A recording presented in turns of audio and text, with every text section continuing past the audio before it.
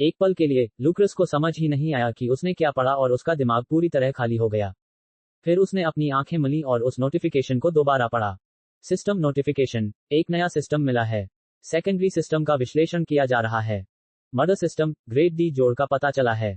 Host चुन सकता है कि वह इस सेकेंडरी सिस्टम को अपने साथ मिला ले और एक साथ दो सिस्टम चलाए, या फिर इसे पूरी तरह सोख ले ताकि उसका मौजूदा सिस्टम और ज्यादा मजबूत हो जाए। कृपया ध्यान दें, ये फैसला पक्का और अंतिम होगा, और इसके बाद मिलने वाले सभी नए सिस्टम के लिए भी यही नियम लागू होगा। System notification, mother system, grade D जोड़ का पता चला है।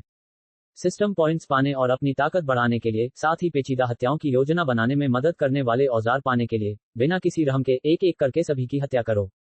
हत्या जितनी बड़ी होगी, इनाम भी उतना ही अच्छा मिलेगा। खास और बहुत कीमती लक्ष्यों की हत्या करने से ज्यादा अच्छे नतीजे और इनाम मिलते हैं। हथियारों से लेकर तकनीकों, रणनीतियों और गोलम तक ये सिस्टम तुम्हें सबसे असरदार तरीके से हत्याएं करने का एक आसान रास्ता दिखाएगा। लूक्रस ने उस नोटिफिकेशन को बार बार पढ़ा, उसका दिमाग तेजी से दौड़ रहा था। इस नोटिफिकेशन ने उसके सिस्टम के बारे में उसके मन में उठ रहे सबसे बड़े सवालों में से एक का जवाब दे दिया था, मगर साथ ही इसने कई और नए सवाल भी खड़े कर दिए थे। सबसे पहली बात तो ये कि सिर्फ उसी के पास कोई सिस्टम नहीं था। हो सकता है कि उसका सिस्टम सबसे अनोखा हो, हालांकि इस बात का भी उसे उस पल कोई पक्का भरोसा नहीं था, लेकिन यह एक सच्चाई थी कि दूसरों के पास भी सिस्टम मौजूद थे। इसके अलावा उस नोटिफिकेशन में उसके अपने सिस्टम के ग्रेड या दर्जे के बारे में कहीं भी कोई जिक्र नहीं था। इसलिए उसे जरा भी अंदाजा नहीं था कि उसके अपने सिस्टम का ग्रेड क्या है, या फिर क्या उसका कोई ग्रेड है भी या नहीं। यही नहीं, उन दोनों सिस्टम का मकसद भी एक दूसरे से ज्यादा मेल खाता हुआ नहीं लग रहा था। आखिर उसका अपना सिस्टम तो मेहमानों की मेहमाननवाजी करने पर केंद्रित था, और वह एक तरह के दान पुण्य वाले कामों को भी बढ़ावा देता था, जबकि ये दूसरा सिस्टम तो सीधे सीधे हत्याएं करने के लिए उकसा रहा था। इस बात ने उसके मन में एक और सवाल खड़ा कर दिया, आखिर ये सिस्टम आते कहां से हैं, और इनका असली मकसद क्या है। खासकर उसका अपना सिस्टम तो उसे और भी ज्यादा उलझन में डाल रहा था। जैसे जैसे उसे इस ब्रह्मांड की और ज्यादा समझ आती जा रही थी, उसे यह एहसास होता जा रहा था कि अपने ही सिस्टम की बेमिसाल क्षमताओं के आगे वह खुद कितना छोटा और मामूली है। ऐसे में उसका अपना सिस्टम आखिर उससे क्या पाने की उम्मीद कर सकता था। यह एक ऐसा सवाल था जिसका जवाब उसके पास बिल्कुल भी नहीं था। आखिर वह सिस्टम तो अपनी क्षमताओं का सीधे सीधे इस्तेमाल करके लूक्रस को फंसा सकता था और उससे जो कुछ भी चाहता जबरदस्ती छीन सकता था, मगर उसने ऐसा नहीं किया। शायद सिस्टम चाहता था कि वह कुछ करे। आखिर उसे नहीं पता था कि यह आदमी सिस्टम मिलने से पहले से ही कातिल था, या सिस्टम के वादों और इनामों के लालच में आकर उसने ये रास्ता चुना था। सच चाहे जो भी हो, यह एक हकीकत थी कि लूक्रस की जिंदगी अब हमेशा के लिए सिस्टम से जुड़ चुकी थी। अगर वह सिस्टम के असर से बाहर निकलना भी चाहता, तो उसे पहले खुद को और ज्यादा ताकतवर बनाना पड़ता। और मजे की बात यह थी कि इस काम में सबसे बड़ी भूमिका खुद सिस्टम की ही थी। अगर किसी तरह उसका सिस्टम और ज्यादा ताकतवर बन जाता, तो इससे उसे बहुत मदद मिलती। खासकर इसलिए क्योंकि उसे बेवजह लोगों की हत्या करने में जरा भी दिलचस्पी नहीं थी। जैसे ही वह इन ख्यालों में डूबा हुआ था, कातिल के शरीर में कुछ बदलाव हुआ और वहां कुछ चीजें दिखाई देने लगीं। वहां एक क्रिस्टल था और साथ ही शुद्ध सोने का बना एक चौड़ा कंगन भी था। इससे पहले कि लूक्रस उन चीजों को उठाकर देख पाता, वह अचानक फिर से अपने कमरे में पहुंच गया, ठीक उसी सराय में जहां कातिल का शरीर उसके पैरों के पास पड़ा हुआ था। उसने जल्दी से पूरी सराय पर नजर दौड़ाई ताकि यह पक्का कर सके कि सब कुछ ठीक है, और तब जाकर उसने राहत की सांस ली। रिक सराय के चारों ओर बने स्पेस एरे को कंट्रोल कर रहा था, इसलिए लूक्रस की गैर मौजूदगी में कोई भी राक्षस या दानव सराय के अंदर नहीं घुस पाया था। मैरी, क्या तुम मुझे समझाओगी कि यह सब क्या है? लूक्रस ने खुद को शांत करते हुए पूछा। वह जानता था कि यह एक ऐसा मौका था जिसे वह किसी भी कीमत पर गंवाना नहीं चाहता था। लेकिन कोई भी कदम उठाने से पहले वह इस बारे में ज्यादा से ज्यादा जानकारी हासिल कर लेना चाहता था। सिस्टम से जुड़ी उन बातों के अलावा जो मैं तुम्हें पहले ही बता चुकी हूं, मुझे किसी भी और बात पर टिप्पणी करने का कोई अधिकार नहीं है। अगर तुम मुझसे ये जानना चाहते हो कि तुम्हें कौन सा विकल्प चुनना चाहिए, तो मुझे इस बारे में भी कुछ कहने की इजाजत नहीं है। मैं बस इतना ही कह सकती हूँ कि जरा उन शुरुआती दिनों को याद करो जब ये सिस्टम तुम्हारे लिए बिल्कुल नया था। उस समय सिस्टम तुम्हें अपने क्वेस्ट पूरे करने के लिए किस तरह उकसाता था। वह तुम्हें किस तरह डराता धमकाता था। मैं ये बिल्कुल नहीं कह रही हूँ कि दूसरे सिस्टम भी ठीक वैसा ही करेंगे। मैं तो बस इतना कह रही हूँ कि यह एक ऐसी बात है जिसे तुम्हें हमेशा याद रखना चाहिए। जैसे ही उसने अपनी बात खत्म की, लूक्रस के जहन में वे शुरुआती दिन ताजा हो गए जब सिस्टम उसे अपने क्वेस्ट पूरे करने के लिए धमकाया करता था और कहता था कि अगर उसने वे काम पूरे नहीं किए तो उसे मौत की सजा दी जाएगी। अगर ये मदर सिस्टम भी उसे कोई क्वेस्ट देता है और उसके लिए वैसी ही सजा तय करता है, तो लूक्रस पूरी तरह फंस जाएगा। उस हालत में उसके पास उस क्वेस्ट को पूरा करने के अलावा और कोई चारा ही नहीं बचेगा। इस ख्याल से ही उसके रोंगटे खड़े हो गए। वह किसी भी हाल में और सिस्टम नहीं ले सकता था। जहां तक मिडनाइट सिस्टम की बात थी, वह पहले से ही इतना ताकतवर था कि उसे दूसरी दुनियाओं में भेज सकता था, और उसने उसकी जिंदगी पर पूरी तरह से अपना कब्जा जमा रखा था। उसे और ताकतवर बनाने से यह बात तो नहीं बदलती, लेकिन कम से कम उससे मिलने वाले फायदे तो बढ़ ही सकते थे। मन पक्का करके लूक्रस ने अपने सिस्टम को और ताकतवर बनाने के लिए मर्डर सिस्टम को उसमें मिला लेने का फैसला किया। कातिल का शरीर फट गया और अगले ही पल एक छोटी सी सुनहरी गेंद तेजी से लूक्रस के शरीर में समा गई। जब लूक्रस को एक टूटते तारे की याद आई तो उसे डेजा वू, पहले भी ऐसा हो चुका है, का एक गहरा एहसास हुआ। लेकिन इस बार किस्मत से लूक्रस बेहोश नहीं हुआ। इसके बजाय उसका सिस्टम इंटरफेस गायब हो गया और उसकी जगह सिर्फ अपडेट हो रहा है शब्द दिखाई दिए। इससे लूक्रस घबरा गया, क्योंकि वह कई कामों के लिए सिस्टम का इस्तेमाल करता था, यहां तक कि सराय में भी, लेकिन अब वह सिवाय इंतजार करने के और कुछ नहीं कर सकता था। इसके अलावा वह सफाई कर सकता था। इस बार सिस्टम का ऑटोमेटिक सफाई फंक्शन उपलब्ध नहीं था, इसलिए उसे उस हत्यारे की लाश से फैली गंदगी को खुद ही साफ करना पड़ा। 1 घंटे से भी ज्यादा समय बीतने के बाद लूक्रस खिड़की के पास वापस बैठ गया, जिसे उसने अपने कमरे में ताजी हवा आने के लिए खोला था, और उसने उन 2 चीजों की जांच की जो उस हत्यारे की लाश से मिली थी। वह सोने का कंगन देखने में काफी आम सा गहना लग रहा था, जब तक कि लूक्रस ने उसमें अपनी आध्यात्मिक ऊर्जा प्रवाहित नहीं की। ठीक उसी किताब की तरह जो उसे जॉन द्वारा दी गई अंगूठी में मिली थी, इस कंगन से भी उसके मन में एक धर्मग्रंथ के शब्द उभर आए। लेकिन किसी वजह से उस धर्मग्रंथ का एक भी शब्द पढ़ने से उसे मानसिक रूप से काफी थकावट महसूस हुई। वह सिर्फ लकी सूत्र शब्द ही पढ़ पाया था कि वह इतना ज्यादा थक गया कि आगे पढ़ ही नहीं पाया। असल में वह इतना ज्यादा थक गया था कि जैसे ही उसने पढ़ना बंद किया, वह तुरंत सो गया। जब वह जागा तो उसे काफी सुस्ती और सिर में जोर का दर्द महसूस हो रहा था। जब उसने रोन से अपने लिए एक ताजगी देने वाली चाय लाने को कहा और उसे पी लिया, तब जाकर उसे थोड़ा बहुत बेहतर महसूस हुआ। उसने उस कंगन को एक तरफ रख दिया। फिलहाल वह उसके बारे में और ज्यादा गहराई से नहीं सोचना चाहता था, हालांकि उसे हत्यारे के साथ हुई अपनी लड़ाई के बारे में काफी कुछ समझ में आ गया था। ये तथाकथित लकी सूत्र ही उसे लगातार जिंदा रखने में मददगार साबित हुआ होगा, और शायद इसी वजह से उस हत्यारे ने कहा था कि लूक्रस बहुत ज्यादा किस्मत वाला है। ये निश्चित रूप से बाद में सोचने लायक एक दिलचस्प बात थी। अपने दर्द करते सिर को सहलाते हुए लूक्रस ने उस क्रिस्टल की ओर हाथ बढ़ाया और अनिच्छा से अपनी ऊर्जा उसके अंदर प्रवाहित कर दी। इस बार किसी किताब के बजाय उस क्रिस्टल ने खुद को शहर के चारों ओर बने सुरक्षा फॉर्मेशन के नियंत्रण तंत्र के रूप में प्रकट किया। कितनी किस्मत की बात है, लूक्रस खुद को ये कहने से रोक नहीं पाया। ऐसा कहते समय उसके चेहरे के हाव भाव उस हत्यारे के हाव भाव से काफी हद तक मिलते जुलते थे। हालांकि लूक्रस को खुद में कुछ भी अजीब महसूस नहीं हुआ। यह स्वाभाविक था कि अगर कातिल के पास उस बनावट को कंट्रोल करने के लिए कुछ था, तो कातिल के मारे जाने के बाद वह लूक्रस के हाथों में ही आता। एक भी पल बर्बाद किए बिना लूक्रस ने क्रिस्टल पर ध्यान लगाना शुरू कर दिया, ये समझने की कोशिश करते हुए कि यह कैसे काम करता है और वह इसे कंट्रोल करके शहर को उसकी पिछली हालत में कैसे वापस ला सकता है। इस दौरान उसने बिल्कुल भी ध्यान नहीं दिया कि उसने अनजाने में अपने बाएं हाथ में सोने का कंगन पहन लिया था। उसका शरीर, जो एक कठिन लड़ाई से गुजरा था, उसने भी उसे अपनी सामान्य सहज बुद्धि से यह चेतावनी नहीं दी कि कुछ गलत हो रहा है, क्योंकि उसने अनजाने में अपनी आध्यात्मिक ऊर्जा का एक हिस्सा इस्तेमाल किया और उसे कंगन के जरिए प्रवाहित करना शुरू कर दिया। जैसे ही सोने का कंगन उसकी कलाई पर कसा, लूक्रस को कुछ भी महसूस नहीं हुआ, और जब वह उसके हाथ में घुलना शुरू हुआ, तब लूक्रस क्रिस्टल में इतना डूबा हुआ था कि उसे पता ही नहीं चला। लेकिन तभी चीजें अजीब होने लगीं। वह कंगन, जो पहले लूक्रस के हाथ में तेजी से घुलता हुआ लग रहा था, धीमा पड़ गया। उसे तो उसके हाथ में पूरी तरह से घुल जाना चाहिए था, ठीक वैसे ही जैसे कोई इंसान पत्थरों को पकड़े हुए समुद्र में कूद जाता है। इसके बजाय यह ऐसा हो गया जैसे कोई इंसान धीरे धीरे तारकोल में गिर रहा हो। ये गाढ़ा और चिपचिपा था, और हालांकि कंगन अभी भी उसके हाथ में घुल रहा था, लेकिन ये बहुत ज्यादा धीमा था। फिर भी लूक्रस इन सब बातों से बेखबर था। जब आखिरकार वह उस बनावट के कंट्रोल समझ पाया, तो उसने बुदबुदाते हुए कहा, कितना किस्मत वाला हूं, और चीजों को ठीक करना शुरू कर दिया। लाइटें जलाने से मौजूदा राक्षस तो चले नहीं जाएंगे, लेकिन कम से कम नए राक्षस बनने बंद हो जाएंगे। अगर मेयर अभी भी जिंदा होता, तो उसके लिए शहर को वापस पाना कहीं ज्यादा आसान हो जाता। लाइट्स को वापस चालू करना उतना आसान नहीं था जितना लग रहा था। इसकी मुख्य वजह यह थी कि इससे पहले लूक्रस ने जिन भी फॉर्मेशंस के साथ इंटरैक्ट किया था, वे सभी उसके अपने सिस्टम द्वारा बनाए गए थे। ऐसे में वे फॉर्मेशन सीधे तौर पर उसकी इच्छाओं के अनुसार काम करते थे, और लूक्रस को इस बात की परवाह करने की जरूरत नहीं पड़ती थी कि वह फॉर्मेशन असल में वह काम कैसे कर रहा है। लेकिन अब दूसरी तरफ लूक्रस के पास इंटरैक्ट करने के लिए सैकड़ों विकल्प थे, और वह आसानी से यह पता नहीं लगा पा रहा था कि वे क्या काम करते हैं। इसका एक सीधा सा उदाहरण यह है कि किसी ऐसे पक्षी को लिया जाए जो अपनी पूरी जिंदगी अपने पंखों की मदद से उड़ता रहा हो और हर एक दांव पेच अपनी मर्जी से आसानी से कर लेता हो, और उसे किसी कमर्शियल एयरलाइन के पायलट की सीट पर बिठा दिया जाए। वह ये समझ भी नहीं पाएगा कि वहां मौजूद अलग अलग बटन क्या काम करते हैं। काफी देर तक कोशिश करने के बाद भी जब कोई खास नतीजा नहीं निकला, तो लूक्रस ने रुकने और थोड़ा ब्रेक लेने का फैसला किया। उसे उस हत्यारे के साथ हुई अपनी लड़ाई के बारे में थोड़ा सोचना विचारना था। उस समय तो उसने इस बात पर ध्यान नहीं दिया था, लेकिन इस बात के सारे संकेत मौजूद थे कि वह हत्यारा भी एक सिस्टम यूजर था।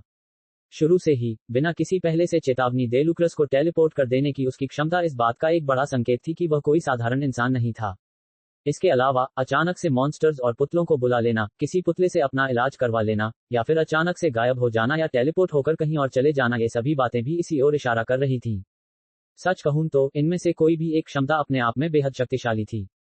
और अगर ये क्षमताएं किसी ज्यादा काबिल इंसान के हाथों में होती, तो लुक्रस के लिए ये लड़ाई कहीं ज्यादा मुश्किल हो जाती।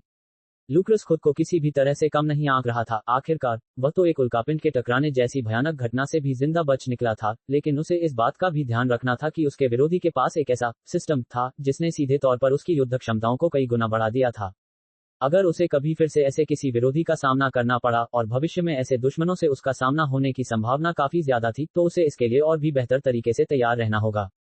आखिरकार, अब जब उसे इस बात का पक्का यकीन हो चुका था कि दुनिया में और भी कई सिस्टम्स मौजूद हैं, तो वह लगातार ऐसे किसी भी संकेत या सुराग की तलाश में रहेगा जिनसे किसी दूसरे सिस्टम यूजर की पहचान की जा सके। ठीक इसी तरह, जैसे जैसे उसके सराय की शोहरत बढ़ती जाएगी, उसे इस बात का भी अंदाजा लगाकर चलना होगा कि दूसरे सिस्टम यूजर्स उस पर भी शक कर सकते हैं। उसने खुद और उस हत्यारे के बीच मौजूद उन समानताओं को समझने की कोशिश की, जिनका इस्तेमाल करके किसी भी सिस्टम यूजर की पहचान की जा सके और उन खासियतों पर नजर रखी जा सके ठीक उसी समय जब वह खुद अपने अंदर मौजूद वैसी ही खासियतों को दूसरों से छिपाकर रख रहा हो। सबसे आम बात थी नई चीजों का अचानक से सामने आ जाना, जैसे कि पुतले। ये बात अच्छी नहीं थी, क्योंकि वह सराय में पहले भी कई बार यह हुनर दिखा चुका था। इसके बाद बारी आती है एक जगह से दूसरी जगह पलक झपकते ही पहुंच जाने की काबिलियत की। ये हुनर भी वह पहले ही दिखा चुका था। जहां तक उसकी दूसरी अजीबोगरीब आदतों की बात है, लुक्रस को शक था कि उनका सिस्टम से नहीं, बल्कि लकी सूत्र से ज्यादा लेना देना है। किसी नतीजे पर पहुंचने के लिए उसे इस मामले पर और ज्यादा खोजबीन करनी पड़ेगी। इन सब बातों को एक तरफ रखकर, लुक्रस ने फिर उस ओवरड्राइव वाली हालत के बारे में सोचा जिसमें वह अपनी पिछली लड़ाई के दौरान पहुंच गया था। यह उसकी फ्लो वाली हालत से काफी अलग थी। फ्लो वाली हालत में पहुंचने पर उसे दिमाग में जबरदस्त साफगोई और स्पष्टता महसूस होती थी। उसका ध्यान और भी ज्यादा तेज हो जाता था, और अपने शरीर पर मिले जबरदस्त काबू और बारीकी की वजह से वह अपनी शारीरिक क्षमताओं के हिसाब से हर काम को बेहतरीन तरीके से अंजाम दे पाता था। ओवरड्राइव वाली हालत में ये सारी बातें तो थी ही, साथ ही कुछ और भी था। इसमें वह अपनी ज्यादा से ज्यादा मानसिक स्पष्टता, काबिलियत या ध्यान का इस्तेमाल नहीं कर रहा था, बल्कि कुछ समय के लिए उन्हें सीधे सीधे बढ़ा रहा था। लेकिन कम से कम अभी के लिए तो ये बढ़ोतरी सिर्फ उसके दिमाग तक ही सीमित थी। इसका मतलब यह था कि तकनीकी तौर पर वह अपनी सामान्य शारीरिक सीमा से ज्यादा ताकतवर नहीं था, लेकिन उसका दिमाग कहीं ज्यादा तेजी से काम कर रहा था, और अपने शरीर पर उसका काबू भी कहीं ज्यादा बेहतर और बारीकी भरा था, जिसकी बदौलत वह अपनी सीमाओं को पार करने के लिए जरूरी हालात आसानी से पैदा कर सकता था। इसका एक नुकसान भी था। जैसे ही ओवरड्राइव वाली हालत खत्म होती थी, अगर उसने इसका जरूरत से ज्यादा इस्तेमाल किया होता, तो वह मानसिक तौर पर पूरी तरह से थकाकर चूर हो जाता था। इसका सबसे बड़ा फायदा, कम से कम लुक्रस के नजरिए से, यह था कि वह यह महसूस कर सकता था कि इस तरह की हालत में कैसे पहुंचा जाए। शुरू में यह उसके अपने जबरदस्त गर्व और स्वाभिमान की भावना की वजह से पैदा हुई थी। उसे यह महसूस हो रहा था कि थोड़ी सी कोशिश करके वह दोबारा इस हालत में पहुंच सकता है। उसने अपनी आंखें बंद की और अपना सारा ध्यान अपने गर्व पर केंद्रित कर दिया। उसे किस बात पर गर्व था? यह कोई ऐसी चीज नहीं थी जो अचानक से कहीं से टपक पड़ी हो। भले ही वह सिस्टम से मिली हर चीज और सराय को लेकर मिली अपनी कामयाबी को एक तरफ रख दे, फिर भी क्रिस्टल दायरे में उसे बार बार मिली सफलताएं और उपलब्धियां यकीनन उसकी अपनी ही थीं। सिर्फ यही बात कि वह सन की आदमी वर्णन उसे अपनी अजीबोगरीब श्रेणियों में शामिल करना चाहता था, और यह कि हर कोई उसे किसी शाही परिवार में पैदा हुआ इंसान समझ बैठता था, ये बातें ही उसकी अहमियत और काबिलियत को जाहिर करने के लिए काफी थीं। अरे, उसने अकेले ही कई छोटे छोटे राज्यों पर कब्जा कर लिया था, जबकि क्वीन हिल जैसी हस्ती को भी इसके लिए एक पूरे समूह की जरूरत पड़ी थी। अब वह सिर्फ लुक्रस विलियम्स नहीं था, न्यूयॉर्क का एक साधारण प्रोग्रामर। अब वह एक सच्चा साधक बन चुका था, जो इस ब्रह्मांड में अपना खुद का रास्ता बना रहा था। जैसे ही वह इन विचारों में डूबा हुआ था, उसकी ओवरड्राइव अवस्था सक्रिय हो गई। इस बार, चूंकि उस पर किसी को जान से मारने की भावना हावी नहीं थी, इसलिए उसे उन सभी बदलावों को समझने और सराहने का पूरा समय मिल पाया। वह महसूस कर सकता था कि उसका दिमाग उसकी भावनाओं को कैसे प्रभावित करता है। वह महसूस कर सकता था कि उसकी हर धड़कन उसके हर कदम पर कैसे असर डालती है। वह महसूस कर सकता था कि उसकी हर सांस उसके शरीर को कैसे पोषण दे रही है। वह अपनी बांह को महसूस कर सकता था। एक मिनट रुको। लुक्रस ने अपनी बाईं बांह की ओर मुड़कर देखा और ये देखकर सचमुच हैरान रह गया कि उसने एक सोने का कंगन पहना हुआ है। लेकिन इससे भी ज्यादा हैरानी की बात यह थी कि वह कंगन उसकी बांह के साथ घुलता मिलता जा रहा था। जैसे ही उसने ये समझने की कोशिश की कि आखिर हो क्या रहा है, उसके दिमाग में खतरे की घंटियां बज उठीं। उसे एहसास हुआ कि भले ही उसे इसका पता न चला हो, लेकिन वह अपनी स्पिरिट एनर्जी को अपनी बांह के रास्ते कंगन में प्रवाहित कर रहा था। जिस पल उसने उस ऊर्जा का प्रवाह रोका, वह जुड़ाव टूट गया। कुछ बेहद तकलीफदेह पलों के बाद वह कंगन उसकी बांह से अलग होकर जमीन पर गिर पड़ा। उसने उस कंगन को दोबारा उठाने की हिम्मत नहीं की और बार बार अपने शरीर की जांच करता रहा। सब कुछ ठीक ठाक लग रहा था, उसकी सहज बुद्धि भी उसे किसी भी अच्छी या बुरी घटना के बारे में कोई चेतावनी नहीं दे रही थी। ऐसा लग रहा था मानो उसका शरीर उस कंगन को एक साधारण सी गहने की वस्तु के अलावा और कुछ मान ही नहीं पा रहा था। उसे नहीं पता था कि यह अच्छी बात थी या बुरी, लेकिन फिलहाल उसने स्पेस फॉर्मेशन का इस्तेमाल करके उस कंगन को सील कर दिया। जब तक सिस्टम वापस नहीं आ जाता, तब तक वह उस कंगन के साथ दोबारा कोई छेड़छाड़ करने की हिम्मत नहीं जुटा पा रहा था। शायद सिस्टम के लौटने पर वह किसी और तरीके से उस वस्तु की जांच पड़ताल कर पाता। दरअसल जब उसने इस बारे में गहराई से सोचा, तो उसे लगा कि यह उसकी बहुत बड़ी खुशकिस्मती थी कि उसने अपनी नई ओवरड्राइव अवस्था को आजमाने के बारे में सोचा भी। अगर उसने इस काम में कुछ और घंटों की देरी कर दी होती, तो वह कंगन शायद उसके शरीर के साथ पूरी तरह से घुल मिल गया होता। उसे नहीं पता था कि अगर ऐसा हो जाता तो क्या होता, लेकिन वह खुद पर प्रयोग करके इस बात का पता बिल्कुल भी नहीं लगाना चाहता था। लूक्रस अपनी ओवरड्राइव अवस्था से बाहर निकला और वापस बार में चला गया। उसे एक ड्रिंक की सख्त जरूरत थी। हमेशा की तरह हॉल में आज भी जबरदस्त भीड़ थी। ज्यादातर लोग बोर्ड गेम्स खेलकर और दिन रात शराब पीकर खुद को इस दुनिया की चिंताओं से दूर रखने की कोशिश कर रहे थे। और चूंकि उस टैवरन बार में उसकी क्षमता से कहीं ज्यादा लोग मौजूद थे, इसलिए वहां खड़े होने की भी लगभग कोई जगह नहीं बची थी। अगर वहां मौजूद सभी लोग एक दूसरे के साथ सहयोग न कर रहे होते और ठीक से पेश न आ रहे होते, तो वहां का माहौल बेहद घुटन भरा और असहज महसूस होता। जाहिर है, उस सराय के स्पेस पर लूक्रस का मजबूत नियंत्रण और वहां की मर्यादा व अनुशासन बनाए रखने पर उसका जोर, इन दोनों ही बातों ने माहौल को ठीक रखने में बहुत बड़ी भूमिका निभाई थी। तुम आमतौर पर पीते नहीं हो, रोलैंड ने कहा, जो एक होनहार युवा बिजनेसमैन था और बार में बैठकर हॉट चॉकलेट पी रहा था। वह नींद की कमी और थका हुआ लग रहा था, उसकी आंखों के नीचे गहरे काले घेरे थे। लूक्रस उसकी निजी जिंदगी के बारे में ज्यादा नहीं जानता था। भले ही उन्होंने साथ में इतना समय बिताया था, लेकिन वह उस लड़के को इतना तो समझता था कि उसे पता था कि वह अपनी उम्र से कहीं ज्यादा समझदार है। बदकिस्मती से उस समझदारी के साथ साथ तनाव और चिंता भी आई, जिसे हर कोई संभालना नहीं जानता था। मैं जश्न मना रहा हूं, लूक्रस ने कहा और कोकाइना कोला के ठंडे गिलास से एक घूंट लिया। मेरे पास एक खास खबर है, लूक्रस ने मजाक करते हुए कहा। क्या तुम्हें ताजा खबरों में दिलचस्पी है? इस सराय के बाहर की? इस सराय के बाहर की? उसने शक से पूछा। कुछ भी अंदाजा न लगा पाने पर वह लड़का मान गया और लूक्रस से खबर पूछी। प्रकाश फॉर्मेशन की समस्या बहुत जल्द ठीक होने वाली है, लूक्रस ने फुसफुसाते हुए कहा। यह खबर सुनकर रोलैंड चौंक गया, लेकिन फिर उसने लूक्रस को एक हारी हुई मुस्कान दी। मैं कोई बच्चा नहीं हूं, तुम मुझे बेवकूफ नहीं बना सकते। निराशा में अपना सिर हिलाते हुए रोलैंड अपनी सीट से उठा और अपने दोस्तों को ढूंढने चला गया। हालांकि वह जानता था कि सराय में उन्हें कुछ नहीं होगा, फिर भी वह चिंता किए बिना नहीं रह सका। लूक्रस ने कुछ नहीं कहा और बस उसे जाते हुए देखता रहा। उसका हाथ अपनी जेब में रखे क्रिस्टल को टटोल रहा था। थोड़ा आराम करने के बाद वह फॉर्मेशन को कैसे कंट्रोल किया जाए, ये पता लगाने के लिए अपनी ओवरड्राइव स्थिति का इस्तेमाल करके देखेगा। इससे काम में तेजी आनी चाहिए। एक जोरदार धमाके की आवाज ने लूक्रस को उसके ख्यालों से जगा दिया।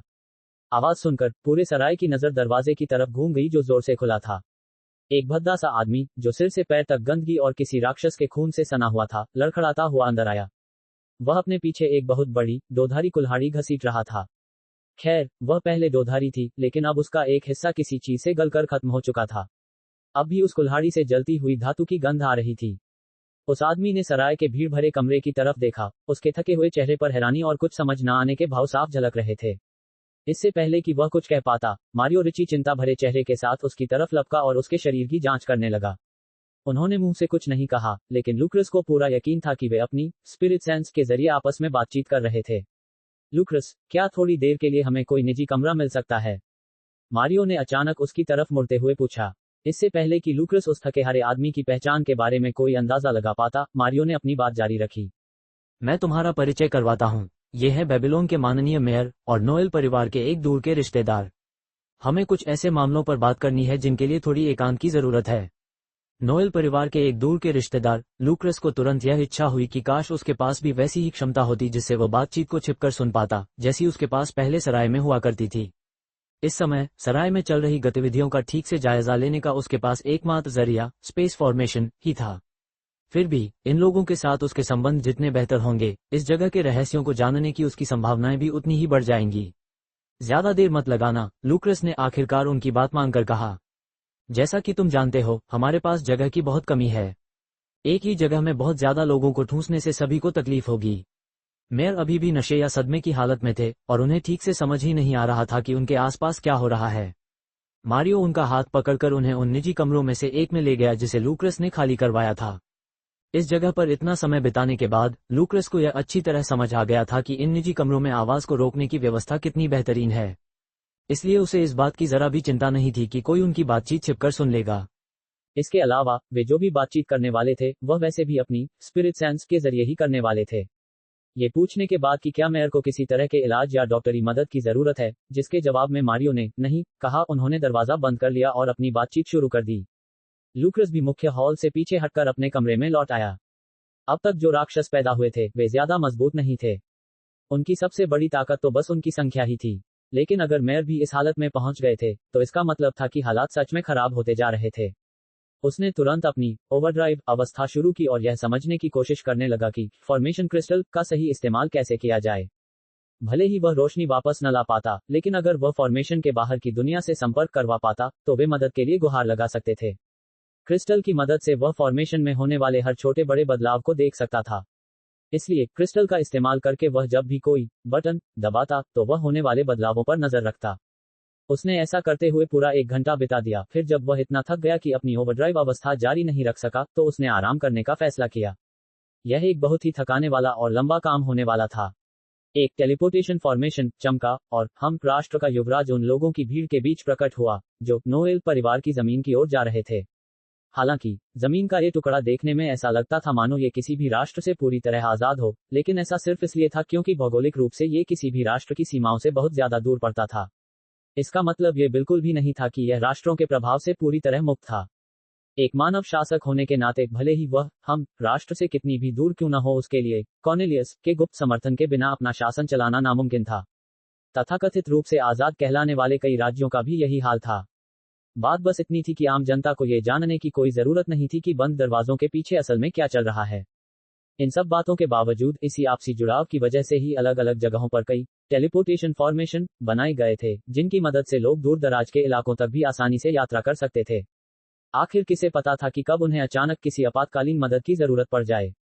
और इन्फॉर्मेशन के बिना तो खुद कॉर्नेलियस को भी दूर दराज के इलाकों तक पहुंचने में महीनों और शायद सालों लग जाते। उसके हाथ में अभी भी एक प्लास्टिक का कांटा था। कुछ चीजों की जांच करने के बाद युवराज तेजी से अंधेरे की ओर दौड़ पड़ा। उसे अपने रास्ते में आने वाले किसी भी राक्षस की कोई परवाह नहीं थी। अपनी यात्रा के कुछ ही देर बाद उसकी मुलाकात एक और आदमी से हुई जो उसी अंधेरे में से अपना रास्ता बनाते हुए आगे बढ़ रहा था। ये सोचकर कि शायद वो आदमी रास्ता भटक गया हो और उसे मदद की जरूरत हो, युवराज उसके पास जाकर रुक गया। लेकिन उस आदमी के ठीक बगल में पहुंचने के बाद वो थोड़ा अजीब सा महसूस करते हुए वहीं खड़ा रह गया। उसे किसी दूसरे इंसान से पूरी तरह होश हवास में रहते हुए बात किए हुए बहुत लंबा अरसा बीत चुका था। उसे समझ नहीं आ रहा था कि क्या कहे। दूसरी ओर पार्टी हमेशा की तरह ही मिलनसार और उत्साहित था। नमस्ते दोस्त, उसने एक हाथी जितने बड़े राक्षस को 2 टुकड़ों में काटते हुए कहा। क्या तुम्हें पता है कि बाबिल कहाँ है? या बेबी, शायद बाबा था। अरे धत, मुझे उस शहर का नाम याद नहीं आ रहा, लेकिन वहां एक जबरदस्त सराय थी। टैवन का जिक्र सुनते ही युवराज की आंखों में चमक आ गई, लेकिन फिर वे बुझ गईं। वो ऐसी सुनसान जगह पर जहां आसपास कुछ भी न हो, ऐसी चीज मिलने की उम्मीद कैसे कर सकता था जिससे उसे नशा हो सके? मुझे नाम तो नहीं पता, लेकिन मैं एक कस्बे की तरफ जा रहा हूँ। तुम मेरे पीछे पीछे आ सकते हो और वहां पहुंचकर किसी से रास्ता पूछ सकते हो। बहुत बढ़िया, उसने जवाब दिया। उसका मूड एकदम से ठीक हो गया था। जैसे ही वह राजी हुआ, राजकुमार ने पार्टी के कंधे पर हाथ रखा और उसे अपने साथ लेकर अंधेरे में तेजी से आगे बढ़ गया। उनकी रफ्तार पार्टी के अब तक के सारे अनुभवों से कहीं ज्यादा तेज थी, जिससे वह एक पल के लिए तो घबरा गया, लेकिन उसे जल्द ही एहसास हो गया कि इस रफ्तार का उस पर कोई बुरा असर नहीं पड़ रहा है, और वह इस अनुभव का मजा लेने लगा। ये सिलसिला तब तक चलता रहा जब तक वे बेबीलोन नहीं पहुंच गए और उन्होंने देखा कि एक फॉर्मेशन ने पूरे कस्बे को चारों तरफ से घेर कर बंद कर रखा है। यह नजारा देखते ही पार्टी और राजकुमार दोनों ही बेहद गंभीर हो गए। 4 दिन बाद लूक्रस ने एक ऐसा पेय घटक लिया जो काफी हद तक कॉफी जैसा ही था। फर्क बस इतना था कि इसमें कैफीन की जगह उसके शरीर में आसानी से सोखी जा सकने वाली आध्यात्मिक ऊर्जा भर गई थी। अगर लूक्रस इस ऊर्जा का इस्तेमाल जल्दी से न कर लेता तो यह हवा में घुल जाती और उसके शरीर का हिस्सा न बन पाती। लेकिन इसका फायदा यह था कि अगर लुक्रस अपने शरीर की आध्यात्मिक ऊर्जा का तेजी से इस्तेमाल कर रहा होता, तो यह नई ऊर्जा अपने आप उसके आध्यात्मिक ऊर्जा भंडार में समा जाती, जिससे वह काफी लंबे समय तक अपनी ऊर्जा का इस्तेमाल जारी रख पाता। उसे इस पे की जरूरत इसलिए थी ताकि वह अपनी ओवरड्राइव अवस्था का बेहतर ढंग से इस्तेमाल कर सके। लगातार 4 दिनों तक इस अवस्था का इस्तेमाल करने के बाद उसे यह समझ में आ गया था कि इससे न सिर्फ उसकी मानसिक ऊर्जा ही खत्म होती है, बल्कि इससे उसका शरीर भी बुरी तरह थक जाता है और उसकी आध्यात्मिक ऊर्जा पर भी काफी जोर पड़ता है। फिर भी उन 4 थका देने वाले दिनों के बाद वह अब गर्व के साथ यह कह सकता था कि उसे उस फॉर्मेशन की इतनी गहरी समझ हो गई थी कि अब वह आखिरकार सब कुछ पहले जैसा सामान्य कर सकता था। इसके लिए बस एक आखिरी जोरदार कोशिश की जरूरत थी। वह ओवरड्राइव अवस्था में चला गया और तुरंत उस फॉर्मेशन में हेरफेर करना शुरू कर दिया। उसे बेहद सावधानी बरतनी थी, क्योंकि लगातार प्रयोग करने के बाद उसे यह बात अच्छी तरह समझ में आ गई थी कि कस्बे की रोशनियों को नियंत्रित करना शायद इस फॉर्मेशन का सबसे आसान काम था। ये फॉर्मेशन निश्चित रूप से और भी कई ऐसे काम करता था जो उसकी समझ से कहीं ज्यादा पेचीदा थे, लेकिन उन कामों से उसका कोई लेना देना नहीं था। जल्द ही सब कुछ पहले जैसा सामान्य हो जाने वाला था, लेकिन लुक्रस इस बात से पूरी तरह बेखबर था कि उसकी सराय के मुख्य हॉल में मेयर और मैरियो एक दूसरे को चिंता भरी नजरों से देख रहे थे। हालात बेहद खराब हो गए थे जब कुछ दिन पहले शहर की सुरक्षा व्यवस्था का एक अहम हिस्सा बस कुछ मिनटों के लिए बंद कर दिया गया था। असल में लुक्रस उस फॉर्मेशन क्रिस्टल के काम करने के तरीके को परख रहा था। नतीजतन कुछ ऐसी ऊर्जा तरंगे जो उस सुरक्षा फॉर्मेशन में छिपी हुई थीं, वे कुछ पलों के लिए बाहर निकल आईं और समुद्र की गहरी अंधेरी गहराइयों में छिपे राक्षस उनकी ओर खींचे चले आए। वे राक्षस इतने ताकतवर थे कि शहर के मेयर के लिए भी उन्हें संभालना नामुमकिन था। चाहे कुछ भी हो जाए, उन्हें यह पक्का करना था कि सुरक्षा घेरे को कोई और नुकसान पहुंचने से पहले वे नोएल परिवार से मदद मांग सकें, वरना इसके बुरे नतीजे सिर्फ बेबीलोन तक ही सीमित नहीं रहते, बल्कि उससे कहीं आगे तक फैल जाते। बदकिस्मती से हाल के दिनों में पूरे शहर की किस्मत में कुछ अजीबोगरीब बदलाव आ रहे थे। लाखों बटनों में से लुक्रस ने ठीक उसी एक सबसे खतरनाक बटन को छेड़ दिया, और वह भी ठीक उतने ही समय के लिए जितने में मुसीबत को न्योता मिल जाए।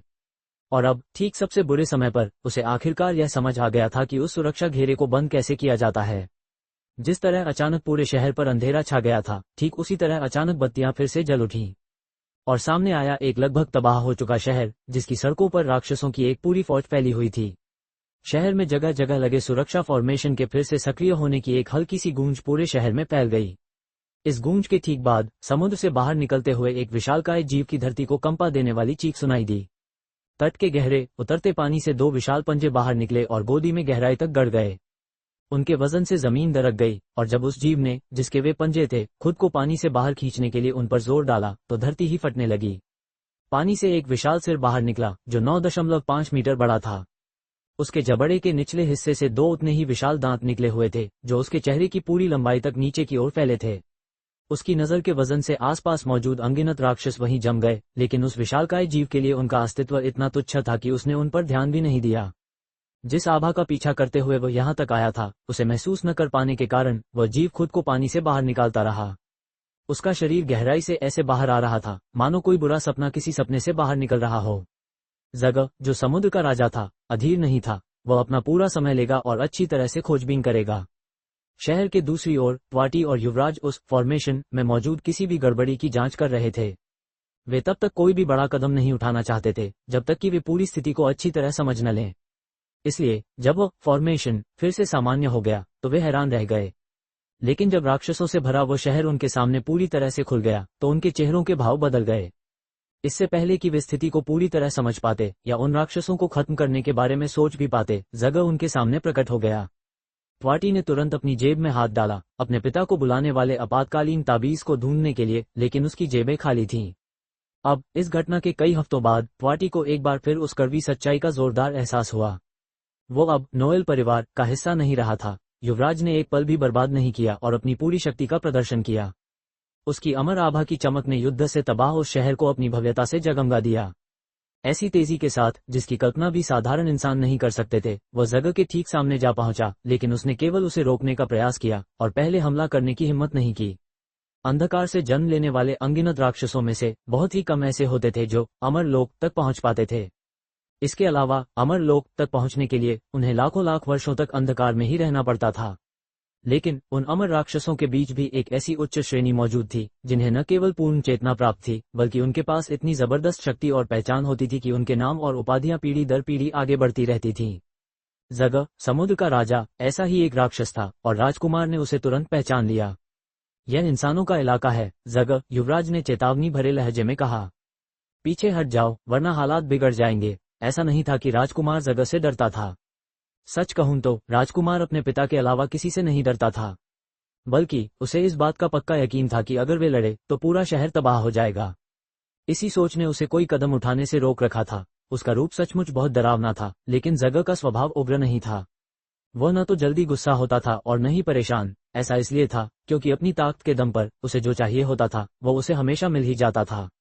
ये तो बस इस बात का सवाल था कि उसे अपनी मनचाही चीज थोड़ी जल्दी मिलेगी या थोड़ी देर से। जैसे ही आसमान से अराजकता बरसने लगी और दुनिया के नियम ही हवा में बदलने लगे, तीनों जुड़वा बच्चों ने सराय में आए मेहमानों को फलों की ट्रिफल परोसी। एक मायावी घेरा सराय को दरवाजे पर हो रही घटनाओं से छिपाए हुए था और एक स्पेस फॉर्मेशन इमारत की रक्षा कर रहा था। इसलिए अंदर मौजूद किसी भी व्यक्ति को जरा भी अंदाजा नहीं था कि बाहर क्या चल रहा है। घेरे को ठीक करने के बाद लूक्रस ने चारों ओर नजर दौड़ाई। तकनीकी तौर पर इस घेरे में राक्षसों पर हमला करने की सुरक्षा विशेषताएं भी मौजूद थीं, लेकिन लूक्रस ने उन्हें सक्रिय करने की हिम्मत नहीं की, क्योंकि उसके पास ये पहचानने का कोई तरीका नहीं था कि कौन दोस्त है और कौन दुश्मन। लेकिन अब जब कोई नया राक्षस पैदा नहीं होने वाला था तो नेसेंट स्तर के साधक और यहाँ तक कि गोल्डन कोर स्तर के साधक भी उन राक्षसों से आसानी से निपट सकते थे। खासकर इसलिए क्योंकि उसने उस अजीबोगरीब हस्तक्षेप को भी निष्क्रिय कर दिया था, जिसके कारण सभी के मन में डर पैदा हो रहा था। अपनी प्रगति से संतुष्ट होकर लूक्रस ने आखिरकार थोड़ा आराम करने का फैसला किया। वह हॉट टब वाले कमरे में गया और खुद को तरोताजा करने के लिए 1 घंटे तक गर्म और बुलबुले वाले पानी में डूबा रहा। जब उसका आराम पूरा हो गया तो लूक्रस ने एक आरामदायक नाइट सूट पहना और अपने बिस्तर पर जाकर लेट गया। उसे लगभग तुरंत ही नींद आ गई, क्योंकि पिछले कुछ दिनों से उसे ठीक से आराम करने का मौका ही नहीं मिला था।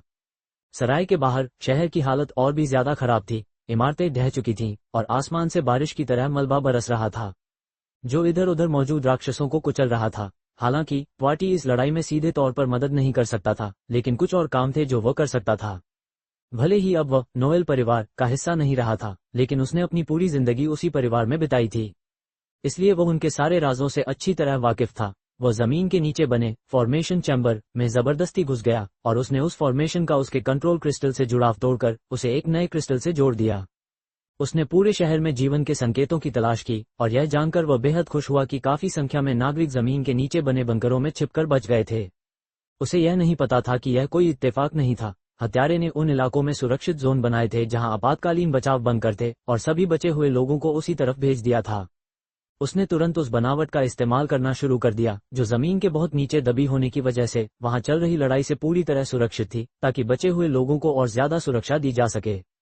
खैर, लगभग वही एकमात्र चीज थी, क्योंकि मिडनाइट टैवर्न आज भी शान से खड़ा था उस जगह पर जिसे कभी बेकर स्ट्रीट के नाम से जाना जाता था। आसपास की सभी इमारतें लड़ाई के बाद आए झटकों की वजह से ढह चुकी थीं। सिर्फ यही एक इमारत थी जो अभी भी खड़ी थी। फिर भी पार्टी को इनमें से किसी भी बात का पता नहीं था। पार्टी ने आपातकालीन सहायता का संदेश भी प्रसारित कर दिया, जिससे नोएल परिवार को यहाँ की स्थिति के बारे में पता चल गया। उसे नहीं लगा था कि वह इतनी जल्दी अपने पिता से दोबारा मिल पाएगा, लेकिन अब कुछ किया भी नहीं जा सकता था। जब ये सब चल रहा था तब मिडनाइट टैवर्न के मेहमान एक खेल खेल रहे थे जिसे टैवर्न के मालिक ने ही इजाद किया था। इस खेल का नाम था बिंगो। ये खेल देखते ही देखते लोगों का पसंदीदा बन गया। दर्शकों का उत्साह बनाए रखने के लिए लूरिस ने तो इनाम के तौर पर कुछ बेहद महंगी शराब के गिलास भी रख दिए थे। लगभग 8 घंटे बाद लूक्रस पूरी तरह से तरोताजा होकर जागा। सबसे पहले उसने सिस्टम की स्थिति जांची, लेकिन वहां अभी भी सिर्फ अपडेट हो रहा है ही लिखा आ रहा था। इतने लंबे समय तक सिस्टम से संपर्क टूटे रहने की वजह से वो थोड़ा घबरा गया था। उसे नहीं पता था कि सराय में क्या चल रहा है और उसे ऐसी स्थिति की आदत भी नहीं थी। उम्मीद है कि सब कुछ ठीक ठाक ही होगा, फेनरा जोर से गुर्राया। वो अपनी ताकत से पूरी दुनिया को तहस नहस करने के लिए तैयार था, लेकिन ये सब बेकार था। उस विशाल और जबरदस्त ताकत के सामने उसकी अपनी वंश परंपरा से मिली थोड़ी बहुत सुरक्षा भी बेमानी साबित हो रही थी। गैलेक्टिक सॉवरेन कछुए ने एक बेल की मदद से फेनरा का पैर पकड़ा और उसे उठाकर पानी के एक कुंड में फेंक दिया। उस कुत्ते को सच में नहाने की आदत डाल लेनी चाहिए थी। फेनरा चीखा और छटपटाया, लेकिन कछुए को इसकी कोई परवाह नहीं थी। उसे अपना बगीचा महकता हुआ पसंद था, न कि किसी पसीने से लथपथ कुत्ते की तरह बदबूदार। लिटिल ब्लू, जो अब फाउंडेशन स्तर तक पहुंच चुकी थी, फेनरा की हालत देखकर जोर से हंसी। उसका छोटा भाई फेनरा अब इतना ज्यादा ताकतवर हो चुका था कि वह वेल जो कि लिटिल ब्लू थी के काबू में नहीं आता था और न ही वो उससे भागकर बच सकती थी। इसलिए जब भी वो कछुए के हाथों परेशान होता तो लिटिल ब्लू को ये देखकर बहुत मजा आता था। बदकिस्मती से उसके मजे के दिन खत्म होने वाले थे। मैरी के आदेश पर लिटिल ब्लू अपना पहला काम शुरू करने वाला था। लूक्रस ने एक बार उन्हें बच्चों के लिए एक खेलने की जगह बनाने का निर्देश दिया था और काफी रिसर्च के बाद ये पता चला कि लिटिल ब्लू में बच्चों के साथ असरदार तरीके से बातचीत करने की एक स्वाभाविक काबिलियत थी, चाहे वे किसी भी प्रजाति के हों। हालांकि मैरी इस समय लूक्रस से संपर्क नहीं कर पा रही थी, लेकिन वह किसी को ये बात बता भी नहीं सकती थी। इसलिए अनौपचारिक तौर पर उसके सभी प्रोजेक्ट्स पर काम अभी भी चल रहा था। लेकिन जल्द ही हालात मैरी के काबू से भी बाहर होने वाले थे। ऐसा इसलिए था क्योंकि लेडी कॉस्मोस प्रतियोगिता का फाइनल आने वाला था और एक से ज्यादा मुश्किलें खड़ी हो गई थीं। हालात अब तक काबू में थे, जिसका मुख्य कारण लूक्रस की पूरी तैयारी थी, लेकिन वह यह अंदाजा नहीं लगा पा रही थी कि यह स्थिति कब तक बनी रहेगी। मिडनाइट माउंटेन पर वह ड्रैगन अब सो नहीं रहा था, बल्कि पूरी एकाग्रता से उस सराय पर नजर रखे हुए था। ठीक एक दिन पहले ही वहां एक लड़ाई छिड़ गई थी, जब एक काफी ताकतवर गुट वहां आया और ये दावा किया कि प्रतियोगिता के फाइनलिस्ट में से एक लड़की उनकी गुलाम है और उस सराय वालों को उसे उनके हवाले कर देना चाहिए। हालात को तेजी से बिगड़ने से बचाने के लिए उस ड्रैगन को खुद ही दखल देना पड़ा, क्योंकि उस सराय में मौजूद कोई भी दूसरा व्यक्ति, यहां तक कि कवेन भी उनका मुकाबला नहीं कर सकता था। इससे भी ज्यादा अहम बात यह थी कि वहां एक बदनाम प्लेबॉय भी आया हुआ था, जिसकी शोहरत पूरी गैलुक्री में फैली हुई थी और वह उस इन की तरफ खिंचा चला आया था। उसके और हैरी स्टाइल्स के बीच तो लगभग लड़ाई ही छिड़ गई थी और वह अकेला ऐसा व्यक्ति नहीं था जिसकी हैरी के साथ लड़ाई होते होते बची हो।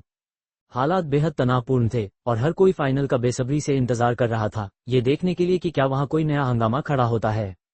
सराय की जांच पड़ताल न कर पाने के कारण लूक्रस ने छत पर जाकर शहर की स्थिति का जायजा लेने से पहले नाश्ता करने का फैसला किया। एक बार जब वह ये पक्का कर लेता कि सब कुछ ठीक है, तो वह जाकर जरूरी लोगों को इन बदलावों के बारे में सूचित करता। चूंकि लूक्रस के सोने का कोई तय समय नहीं था, इसलिए जब वह जागा तो काफी रात हो चुकी थी। इसका मतलब था कि ज्यादातर मेहमान सो रहे थे। जो कुछ लोग जागे हुए थे वे ज्यादातर चुपचाप अकेले बैठे थे या पास बैठे किसी व्यक्ति से फुसफुसाकर बातें कर रहे थे। लूक्रस ने उन पर कोई ध्यान नहीं दिया और अपने लिए बचा खुचा खाना लिया, उसे गर्म किया और मजे से खाया। अपनी हाल की उपलब्धि से अच्छा महसूस करते हुए उसने अपने नाश्ते के साथ 10,000 मेगापिक्सल्स का एक गिलास गर्म माल्ट पीने का फैसला किया। आराम से समय बिताते हुए लूक्रस सोचने लगा कि अगले कुछ दिनों में क्या किया जाए। ये पता नहीं था कि सिस्टम का अपडेट कब पूरा होगा और वह सराय की इमारत तक ही सीमित था, इसलिए सच कहूं तो वह ज्यादा से ज्यादा बस साधना ही कर सकता था। वह इस बारे में भी सोच रहा था कि सराय के मेहमानों को कैसे व्यस्त रखा जाए। बिंगो काफी सफल रहा था, इसलिए उसकी अगली योजना कराओके नाइट की थी। लेकिन वो वहां के स्थानीय गीतों से परिचित नहीं था और उसे ये भी नहीं पता था कि वहां गाने बजाने का कितना चलन था। लूक्रस के विचारों का सिलसिला तब टूटा जब उसने देखा कि रिक उसकी तरफ चला आ रहा है। लूक्रस चौंक गया, क्योंकि उसे तो स्पेस फॉर्मेशन को नियंत्रित करना था, एक ऐसा काम जिसमें रिक आमतौर पर पूरी तरह से व्यस्त रहता था। लूक्रस के पूछने पर रिक ने बताया, पिछले 1 घंटे से भी ज्यादा समय में हम पर एक भी राक्षस ने हमला नहीं किया है, लेकिन मुझे सराय के चारों ओर के पूरे स्थान को ठोस बनाना पड़ा ताकि कोई भी अंदर या बाहर न जा सके, क्योंकि ऐसा लग रहा था कि सराय पर किसी तरह का लंबी दूरी का हमला हो रहा है। इस मामले को बेहद गंभीरता से लेते हुए लूक्रस ने फॉर्मेशन का नियंत्रण वापस अपने हाथों में ले लिया और तेजी से छत पर चढ़ गया। लेकिन जब उसे उम्मीद थी कि उसे एक रोशन फिर भी राक्षसों से भरा शहर दिखाई देगा, तो उसे वहां बस एक युद्ध का मैदान ही नजर आया। जहां तक नजर जा रही थी वहां तक लकड़ी से बनी सराय की इमारत ही एकमात्र ऐसी संरचना थी जो अभी भी खड़ी थी और वह बाकी सब चीजों के बीच बिल्कुल अलग और बेमेल सी लग रही थी। बाकी सब कुछ, हर इमारत, हर दीवार, हर मूर्ति, हर स्मारक, एक जबरदस्त लड़ाई की ताक के आगे दहकर मलबे में तब्दील हो चुका था। हवा में एक आदमी एक विशालकाय राक्षस से जोरदार लड़ाई लड़ रहा था, जो देखने में ऐसा लग रहा था मानो वह गॉडजिला के किसी बुरे सपने से निकल कर आया हो। उनकी टक्कर से हवा का हर झोंका तूफान से भी ज्यादा तेज था और अपने साथ बड़े बड़े पत्थरों को ऐसे उड़ा ले जा रहा था जैसे सर्दियों के तूफान में बर्फ के टुकड़े उड़ते हैं। शहर की बनावट, हालांकि अब उसे शहर कहना मुश्किल था, फिर भी सक्रिय और चालू लग रही थी। लड़ाई का मैदान अच्छी तरह से रोशन था और ऐसा लग रहा था कि वह राक्षस को कुछ हद तक रोक रहा है। हर टक्कर के साथ वह आदमी ऐसी जोरदार दहाड़ मारता कि बिजली की कड़क भी उसके आगे फीकी पड़ जाती। उसकी मुट्ठियों में इतनी ताकत थी कि बिजली भी उसके आगे महज एक हल्की सी चिंगारी लगती, फिर भी वह राक्षस बेपरवाह बना रहा। असल में वह राक्षस उस आदमी पर पूरी तरह से ध्यान भी नहीं दे रहा था। बीच बीच में वह जमीन पर हमला करने की कोशिश करता, मानो किसी दबे हुए खजाने को ढूंढ रहा हो। वह आदमी, जो उस विशालकाय जीव के सामने एक छोटे से कीड़े जैसा लग रहा था, फिर भी उसके हर एक हमले को रोकने में कामयाब रहा। उसे डर लगना चाहिए था, इसके बजाय उसकी नजरें एकाग्र थीं, फिर भी शांत थीं। उसने अपनी सोचने की शक्ति को पूरी तरह से केंद्रित कर लिया था ताकि वह फ्लोर की एक कृत्रिम अवस्था में पहुंच सके। ऐसा उसने इसलिए किया ताकि उससे कोई गलती न हो या कोई जरूरी बात छूट न जाए। हालांकि वो सिस्टम का इस्तेमाल करके टैवन में आखिरी समय पर कोई नई चीज नहीं जोड़ सकता था, फिर भी वो पूरी तरह से तैयार था। जिस पल उसके अंतर्मन ने उसे वो अजीब सी चेतावनी दी थी, उसी पल से उसने सराय में बहुत सी नई चीजें जोड़ ली थीं। हालांकि उसके पास हमला करने का कोई जरिया नहीं था, जैसा कि हमेशा होता था, फिर भी खुद की सुरक्षा के लिए उसके पास एक से ज्यादा सुरक्षा फॉर्मेशन मौजूद थे। असल में, भले ही यह कितना भी बेतुका और पागलपन भरा क्यों न लगे, लूक्रस ने सराय की सुरक्षा बढ़ाने के लिए उसमें अलग अलग तरह के सुरक्षा घेरे जोड़ने पर ही 780 मिलियन एमपी खर्च कर दिए थे। ये रकम बहुत ज्यादा लग सकती है, लेकिन अपनी खुद की सुरक्षा के लिए लूक्रस एमपी की कितनी भी बड़ी रकम खर्च करने को तैयार था। लेकिन भले ही वो एमपी खर्च करने को तैयार था, फिर भी उसने इतनी ज्यादा रकम इसलिए खर्च की क्योंकि उसे यह नहीं पता था कि उसे किस तरह की मुसीबत का सामना करना पड़ सकता है। उसे अलग अलग तरह के सुरक्षा घेरे जोड़ने पड़े ताकि वह जितनी ज्यादा से ज्यादा संभावित मुसीबतों की कल्पना कर सकता था, उन सभी का सामना करने के लिए तैयार रह सके। जगह, ये तुम्हारी आखिरी चेतावनी है, उस आदमी ने जोर से चिल्लाते हुए कहा। उसकी आवाज में गुस्से से ज्यादा चिड़चिड़ाहट झलक रही थी। पीछे हट जाओ। अगर यह ज्यादा देर तक चलता रहा तो भले ही मुझे अपनी पूरी ताकत लगानी पड़े, मैं तुम्हें पछताने पर मजबूर कर दूंगा। लूक्रस ये जानकर हैरान रह गया कि शहर की यह हालत एक ऐसी लड़ाई का नतीजा थी जिसमें लड़ने वाले अभी भी अपनी पूरी ताकत का इस्तेमाल नहीं कर रहे थे। उसे नहीं पता था कि इस लड़ाई की वजह क्या थी, लेकिन उसे पूरी उम्मीद थी कि वह राक्षस पीछे हट जाएगा। बदकिस्मती से ऐसा नहीं हुआ। राक्षस ने तो अपने हमले की रफ्तार और भी बढ़ा दी। वो इंसानों और जमीन पर लगातार ऊर्जा के गोले बरसा रहा था। इंसान ने पूरी कोशिश की, लेकिन वह इतना तेज नहीं था कि सभी हमलों को रोक सके, जिसकी वजह से जमीन पर बड़े बड़े गड्ढे बन गए। उस सुरक्षा फॉर्मेशन से निकलने वाली रोशनी टिमटिमाने लगी, क्योंकि अब उस घेरे पर भी खतरा मंडरा रहा था। हालांकि वो अभी भी किसी तरह टिका हुआ था। मिस्टर इनकीपर, लूक्रस के मन में एक जानी पहचानी आवाज गूंजी। मुझे एक पल के लिए जमीन के नीचे कुछ बहुत ही अद्भुत चीज महसूस हुई। अगर तुम उसे ढूंढ कर खा सको तो मुझे लगता है कि वो बहुत स्वादिष्ट होगी। उसे महसूस करने के बाद तो मुझे भी थोड़ी भूख लगने लगी है। लूक्रस चौंक गया, लेकिन उसने तुरंत बात का मतलब समझ लिया। सचमुच, यहाँ किसी तरह का खजाना छिपा हुआ था, और इस फॉर्मेशन का असली मकसद उसकी आभा को छिपाना ही था। खैर, लूक्रस इस बात को लेकर पूरी तरह से पक्का तो नहीं था, लेकिन उसे यह बात बिल्कुल सही लग रही थी कि किसी ने यहाँ एक कस्बा इसलिए बसाया होगा ताकि इतनी बड़ी बनावट के होने पर कोई सवाल न उठाए और वह यहाँ छिपे हुए खजाने की मौजूदगी को छिपाती रहे। लेकिन उस राक्षस के हमले इस बनावट की मजबूती को खतरे में डाल रहे थे, जिसकी वजह से उसमें से छिपी हुई चीज की आभा बाहर निकलने लगी थी। लूक्रस की पीठ पर मौजूद वर्ल्ड सीड लोट्स ही अकेला ऐसा नहीं था जिसने उस आभा को महसूस किया हो। उस राक्षस ने भी उसे महसूस कर लिया था, और उसकी आंखें चमक उठी, जिसके बाद उसने अपने हमलों को एक ही जगह पर केंद्रित करना शुरू कर दिया। लेकिन वह इंसान भी कोई कमजोर नहीं था। अपनी पहले की धमकियों के मुताबिक उसने अब खुद को रोकना छोड़ दिया था। राक्षस के हमलों को रोकने के बजाय अब उसने खुद हमला करने पर ध्यान देना शुरू कर दिया था। जब भी वो हमला करता तो ऐसा लगता था मानो आसमान में ही दरारें पड़ गई हों, और आखिरकार उस राक्षस को भी इस लड़ाई को गंभीरता से लेना पड़ा। उसने जमीन पर हमला करना बंद कर दिया और इसके बजाय खुद का बचाव करने लगा। उनकी लड़ाई की रफ्तार इतनी तेज हो गई कि लूक्रस के लिए उसे समझ पाना भी मुश्किल हो गया। वो बस लड़ाई के बाद होने वाले लगातार असर को ही देख पा रहा था। इससे पहले कि लड़ाई अपने चरम पर पहुंचती, दूर से दो और इंसान वहां आ पहुंचे और तुरंत ही लड़ाई में शामिल हो गए। लूक्रस को कोई अंदाजा नहीं था कि वे कौन थे, लेकिन ये तय था कि वे भी बेहद ताकतवर थे। वो लड़ाई, जो पहले से ही उसकी समझ से बाहर थी, अब इन नए लोगों के शामिल होने से और भी ज्यादा भीषण होती जा रही थी। ऐसा कोई संकेत नहीं मिल रहा था कि वे उस राक्षस को हराने के करीब भी पहुंच पाए हैं या उसे डरा भी पाए हैं। इसके अलावा उन अलग अलग हमलों की वजह से आसमान में जो दरारें पड़ गई थीं, वे अब और भी ज्यादा बढ़ती जा रही थीं, और लूक्रस को उनसे एक गंभीर खतरा महसूस हो रहा था। सबसे अच्छा यही था कि इस स्थिति को जितनी जल्दी हो सके सुलझा लिया जाए। उसने एक पल के लिए सोचा कि उसकी कौन सी फॉर्मेशन इस काम में सबसे ज्यादा मददगार साबित होगी, क्योंकि वो चाहे जिस भी बनावट का इस्तेमाल करता, वो उस राक्षस को सीधे तौर पर हरा तो नहीं सकता था, बस उसे बेवकूफ बना सकता था या डरा धमका सकता था। लूक्रस के हाव भाव में एक हल्का सा बदलाव आया जब उसने अपना सराय का मालिक वाला रूप धारण किया। सबसे शक्तिशाली मेहमान के सामने भी उसके चेहरे पर एक स्वाभाविक आत्मविश्वास झलक रहा था। उसने ड्रैगन वेक नाम की एक फॉर्मेशन को सक्रिय किया, एक ऐसी फॉर्मेशन जिस पर उसके 180 मिलियन एमपी खर्च हुए थे और जो केवल एक ही काम करती थी। यह उस ड्रैगन की ऑरा की हुबहू नकल करती थी जो सराय में मौजूद ड्रैगन से निकली थी। हालांकि इसकी तीव्रता कहीं ज्यादा थी, भले ही यह प्रभाव कुछ ही पलों के लिए रहा हो। ये ऑरा उस एकाकी टैवन की इमारत से फैली और पलक झपकते ही पूरे युद्ध क्षेत्र को अपने घेरे में ले लिया। जग युवराज, बटरम, नोएल और उसके पिता जो अभी अभी वहां पहुंचे थे, सभी को ऐसा महसूस हुआ मानो कोई शिकारी उन पर अपनी पैनी नजर गड़ाए बैठा हो। उनके दिल दहशत से जम गए और उनके मन में एक ही छवि उभर आई, एक विशाल सरीसृप की आंख जो हल्की सी कांप रही थी। ऐसा लग रहा था मानो कोई ड्रैगन बस जागने ही वाला हो। वो ऑरा जितनी तेजी से प्रकट हुई थी, उतनी ही तेजी से गायब भी हो गई। वो शुद्ध दमन का केवल एक क्षण था, लेकिन उसने युद्ध के प्रवाह को पूरी तरह से रोक दिया था। हर प्रतिभागी एक दूसरे को सावधानी से देख रहा था, मानो ये पता लगाने की कोशिश कर रहा हो कि क्या दूसरों को उस ऑरा के स्रोत के बारे में पता है। फिर भी वे सभी समान रूप से हैरान थे। लूक्रस ने एक बयान देने पर विचार किया, एक साधारण सा वाक्य जिससे उन्हें पता चल जाए कि वह नाराज है, या ये कि अगर वे अपना युद्ध समाप्त कर दें तो वो इस मामले को यहीं छोड़ देगा। लेकिन ये कदम उसे सही नहीं लगा। टैवन के मालिक के तौर पर अगर वह टैवन के अंदर रहते हुए बहुत ज्यादा स्पष्टीकरण देता तो भी यह समझ में आता, क्योंकि उसे अपने मेहमानों को जवाब देना होता है। लेकिन बाहर उसे किसी को कुछ भी समझाने की जरूरत नहीं थी। चूंकि वह एक शक्तिशाली हस्ती की भूमिका निभा रहा था, इसलिए चाहे वह अपनी शख्सियत को कितना भी जमीन से जुड़ा हुआ क्यों न दिखाए, कुछ चीजें उसके स्तर से नीचे ही मानी जाएंगी। ऐसी स्थिति में ये तथ्य कि उसने कथित तौर पर उन पर अपनी आभा का प्रदर्शन किया था, अपने आप में एक पर्याप्त चेतावनी थी, और ज्यादा स्पष्टीकरण देने से वह कमजोर प्रतीत होता। इसलिए अपनी छाती पर हाथ बांधे और एक भावहीन चेहरे के साथ उसने बस ऊपर आसमान की ओर देखा और सब कुछ निहारता रहा। युद्ध जारी रहता है या नहीं, इसी बात से उसके अगले कदम का निर्धारण होता। असल में वह पहले से ही युद्ध जारी रहने की स्थिति के लिए खुद को तैयार कर रहा था।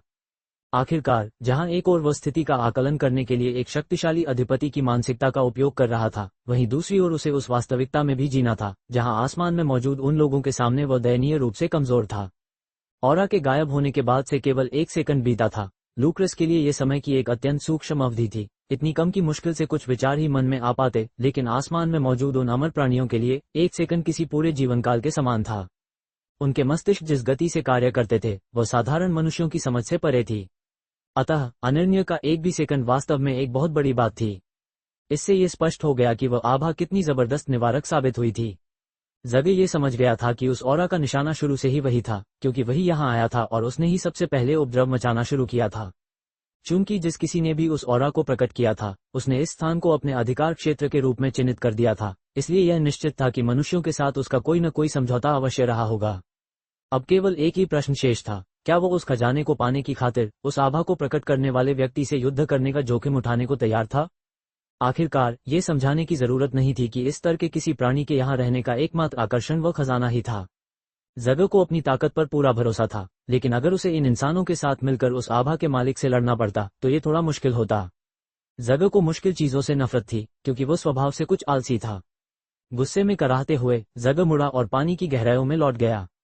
उस जानवर का तत्काल खतरा टल गया था, लेकिन इंसान हवा में ही जमे रहे।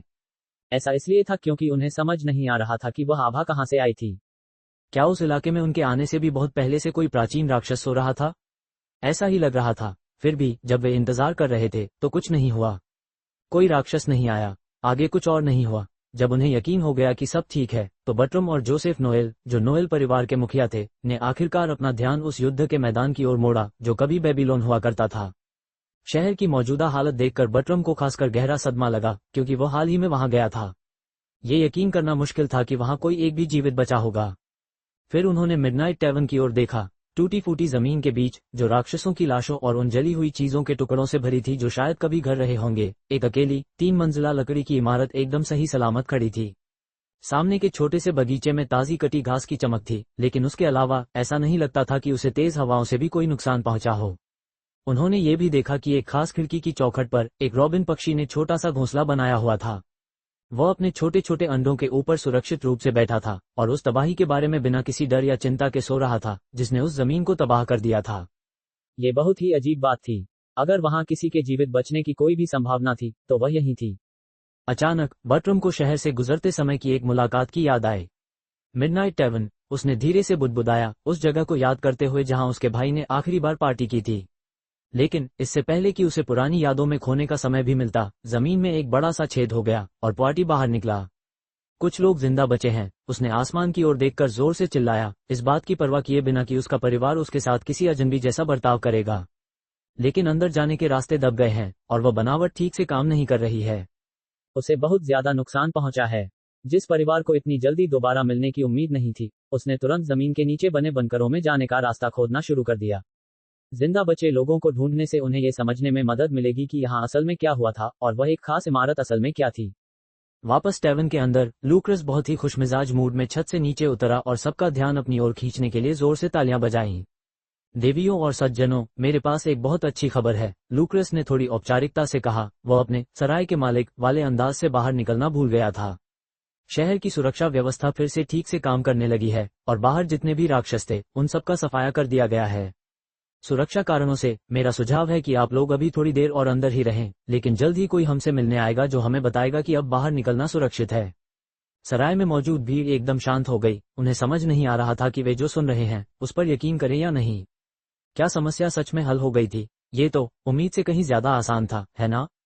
हालांकि वहां बहुत भीड़ थी, लेकिन किसी को न तो भूख लगी और न ही कोई बोर हुआ। उन्हें बहुत पहले ही एहसास हो गया था कि खिड़कियों पर किसी तरह का भ्रम डाला गया है, क्योंकि उन्हें बाहर एक भी राक्षस दिखाई नहीं देता था। यहां तक कि अब भी अगर वे बाहर देखते तो सब कुछ वैसा ही दिखाई देता था। लेकिन टैवन के मालिक के पास उनसे झूठ बोलने का कोई कारण नहीं था, क्योंकि ऐसा झूठ तो आसानी से पकड़ा जा सकता था। इसका मतलब था कि यह बात सच थी। सब लोग एक साथ खुशी से चिल्ला उठे और जो लोग हॉल में नहीं थे उन्हें भी जल्दी ही पता चल गया कि क्या हुआ है। खासकर बच्चे सबसे ज्यादा खुश थे और कुछ तो रोने भी लगे। उन्हें अपने माता पिता से दूर रहते हुए बहुत लंबा समय बीत गया था और वे इतने डरे हुए थे कि यह सोचने की भी हिम्मत नहीं कर पा रहे थे कि उनके माता पिता के साथ क्या हुआ होगा। इस खुशी और जश्न के माहौल में लूक्रस के अलावा किसी ने भी यह नहीं देखा कि सामने का दरवाजा धीरे से खुला और एक आदमी अंदर आया। उसके हाथ में एक प्लास्टिक का कांटा था जो देखने में बहुत जाना पहचाना लग रहा था और वह सीधे लूक्रस की तरफ देख रहा था। दोनों ने एक दूसरे की तरफ देखा, फिर वह आदमी बार की तरफ मुड़ा और एक पल हिचकिचाने के बाद जाकर बैठ गया। लूक्रस उसके पास जाकर बैठ गया। तुम्हारे पास जो सबसे तेज ड्रिंक हो वह दो, उस आदमी ने जवाब दिया। सबसे तेज? पक्का? वह बहुत महंगी है। हाँ हाँ, मैं उसे खरीद सकता हूँ, उसने बेपरवाही से कहा। रोन ने लूक्रस की तरफ देखा, जिसने बस सिर हिला दिया और फिर वह किचन की तरफ चला गया। उसने शराब के तहखाने में जाकर सचमुच की महंगी ड्रिंक लानी थी। उस आदमी और लूक्रस के बीच चुप्पी छा गई, क्योंकि दोनों में से किसी ने भी पहले कुछ नहीं कहा। कुछ मिनट बाद रोन वापस आया। उसके हाथ में जैड पत्थर की एक छोटी सी बोतल थी जिसका ढक्कन कॉर्क से बंद था। उस आदमी को बोतल दिखाने के बाद और पूरी तरह पक्का करने के लिए उसकी कीमत साफ साफ बताने के बाद उसने उसे एक ड्रिंक परोसी। इस एक बोतल की कीमत 1 मिलियन एमपी थी और इसमें सिर्फ 2 बार पीने लायक स्पिरिट थी। इसका मतलब था कि जो ड्रिंक वो आदमी पी रहा था उसकी कीमत 500,000 मेगापिक्सल्स थी। जब उसने कीमत सुनी तो आदमी को लगा कि उसके साथ धोखा हो रहा है, लेकिन जब बोतल खोली गई तो वो सदमे में चला गया। उसके हाथ से प्लास्टिक का कांटा गिर गया और उसका सारा ध्यान उस छोटे से सफेद कटोरे पर टिक गया जिसमें ड्रिंक डाली गई थी। उसकी आंखों के सामने एक दूधिया सफेद ड्रिंक दिखाई दी जिसके चारों ओर ठंडी धुंध छाई हुई थी।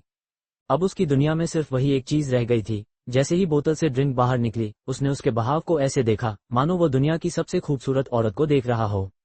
जब कटोरा भर गया तो आदमी ने कांपते हाथों से उसे उठाने की कोशिश की, लेकिन जैसे ही उसने कप को पकड़ा उसके हाथ एकदम स्थिर हो गए। जैसे ही वो कप को अपने चेहरे के करीब लाया और उसने गहरी सांस ली, उसकी दुनिया में पूरी तरह से सन्नाटा छा गया। आंखें बंद होने के बावजूद आदमी को अपने मन में रंगों का एक जबरदस्त विस्फोट दिखाई दिया। लाल रंग की लहरें पीले और हरे रंगों से टकरा रही थीं, जिससे एक बेहद खूबसूरत और तूफानी नजारा बन रहा था। रंगों ने अपना रूप बदला और वे एक नदी में बदल गए जो किसी ऊंची चोटी से नीचे की ओर बह रही थी। इस नदी में मछलियां ऊपर नीचे तैर रही थीं, नदी के ऊपर उड़ते हुए पक्षी चहचहा रहे थे और चारों ओर इंद्रधनुष खिल उठे थे। जमीन से घास उगाई थी और उसके साथ ही बेहद खुशबूदार फूल भी खिल गए थे। वह आदमी अपनी ही दुनिया में खो गया था, क्योंकि वह सिर्फ उस ड्रिंक की महक से ही नशे में चूर हो गया था, जबकि कप अभी भी उसकी नाक के ठीक सामने पूरी तरह से भरा हुआ रखा था। हम के युवराज अपनी शराब की नशीली महक में खो गए थे। उनकी दुनिया अब चमकीले दृश्यों और अस्पष्ट विचारों का एक मेल बन गई थी। ऐसा लग रहा था मानो वे एक ऐसी दुनिया में खो गए हों जहां पल भर में घास उगाती थी और जीवन दूध की नदियों में फलता फूलता था, जहां पेड़ों से शहद टपकता था और सुंदरता व शांति के विचार आपस में मिलकर ऐसे देवदूतों का रूप ले लेते थे जिनका एकमात्र उद्देश्य उन्हें अपना प्रेम देना था। नीला आसमान सोल पक्षियों से भरा था जो दूर कहीं नाच रहे थे। परियां पेड़ों पर अपना बसेरा बनाए हुए थीं और हवा अपने साथ हमेशा हंसी की गूंज लिए बहती थी। ये स्वर्ग था क्योंकि ये दुनिया एकदम परिपूर्ण थी, और यह नरक भी था क्योंकि यह हमेशा उनकी पहुंच से बाहर थी। आंखें अब भी बंद किए हुए युवराज ने प्याला अपने होठों से लगाया और एक घूंट भरा। सुबह की ओस की तरह ताजगी भरा वह पेय उनके मुंह में घुल गया और उनकी सारी इंद्रियों को तरोताजा कर गया।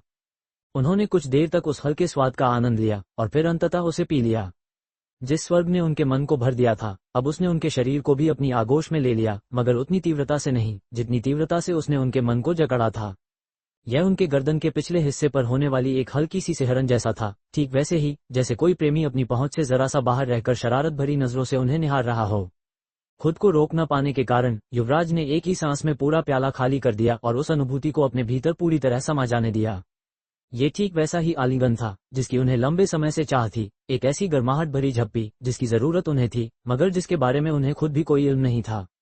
उन्होंने अपने भीतर की हर टूटी हुई चीज को महसूस किया, और फिर उन्हें लगा जैसे कोई कोमल हाथ उनके बालों में फिर रहा हो और उनकी घुंघराली लटों से खेल रहा हो।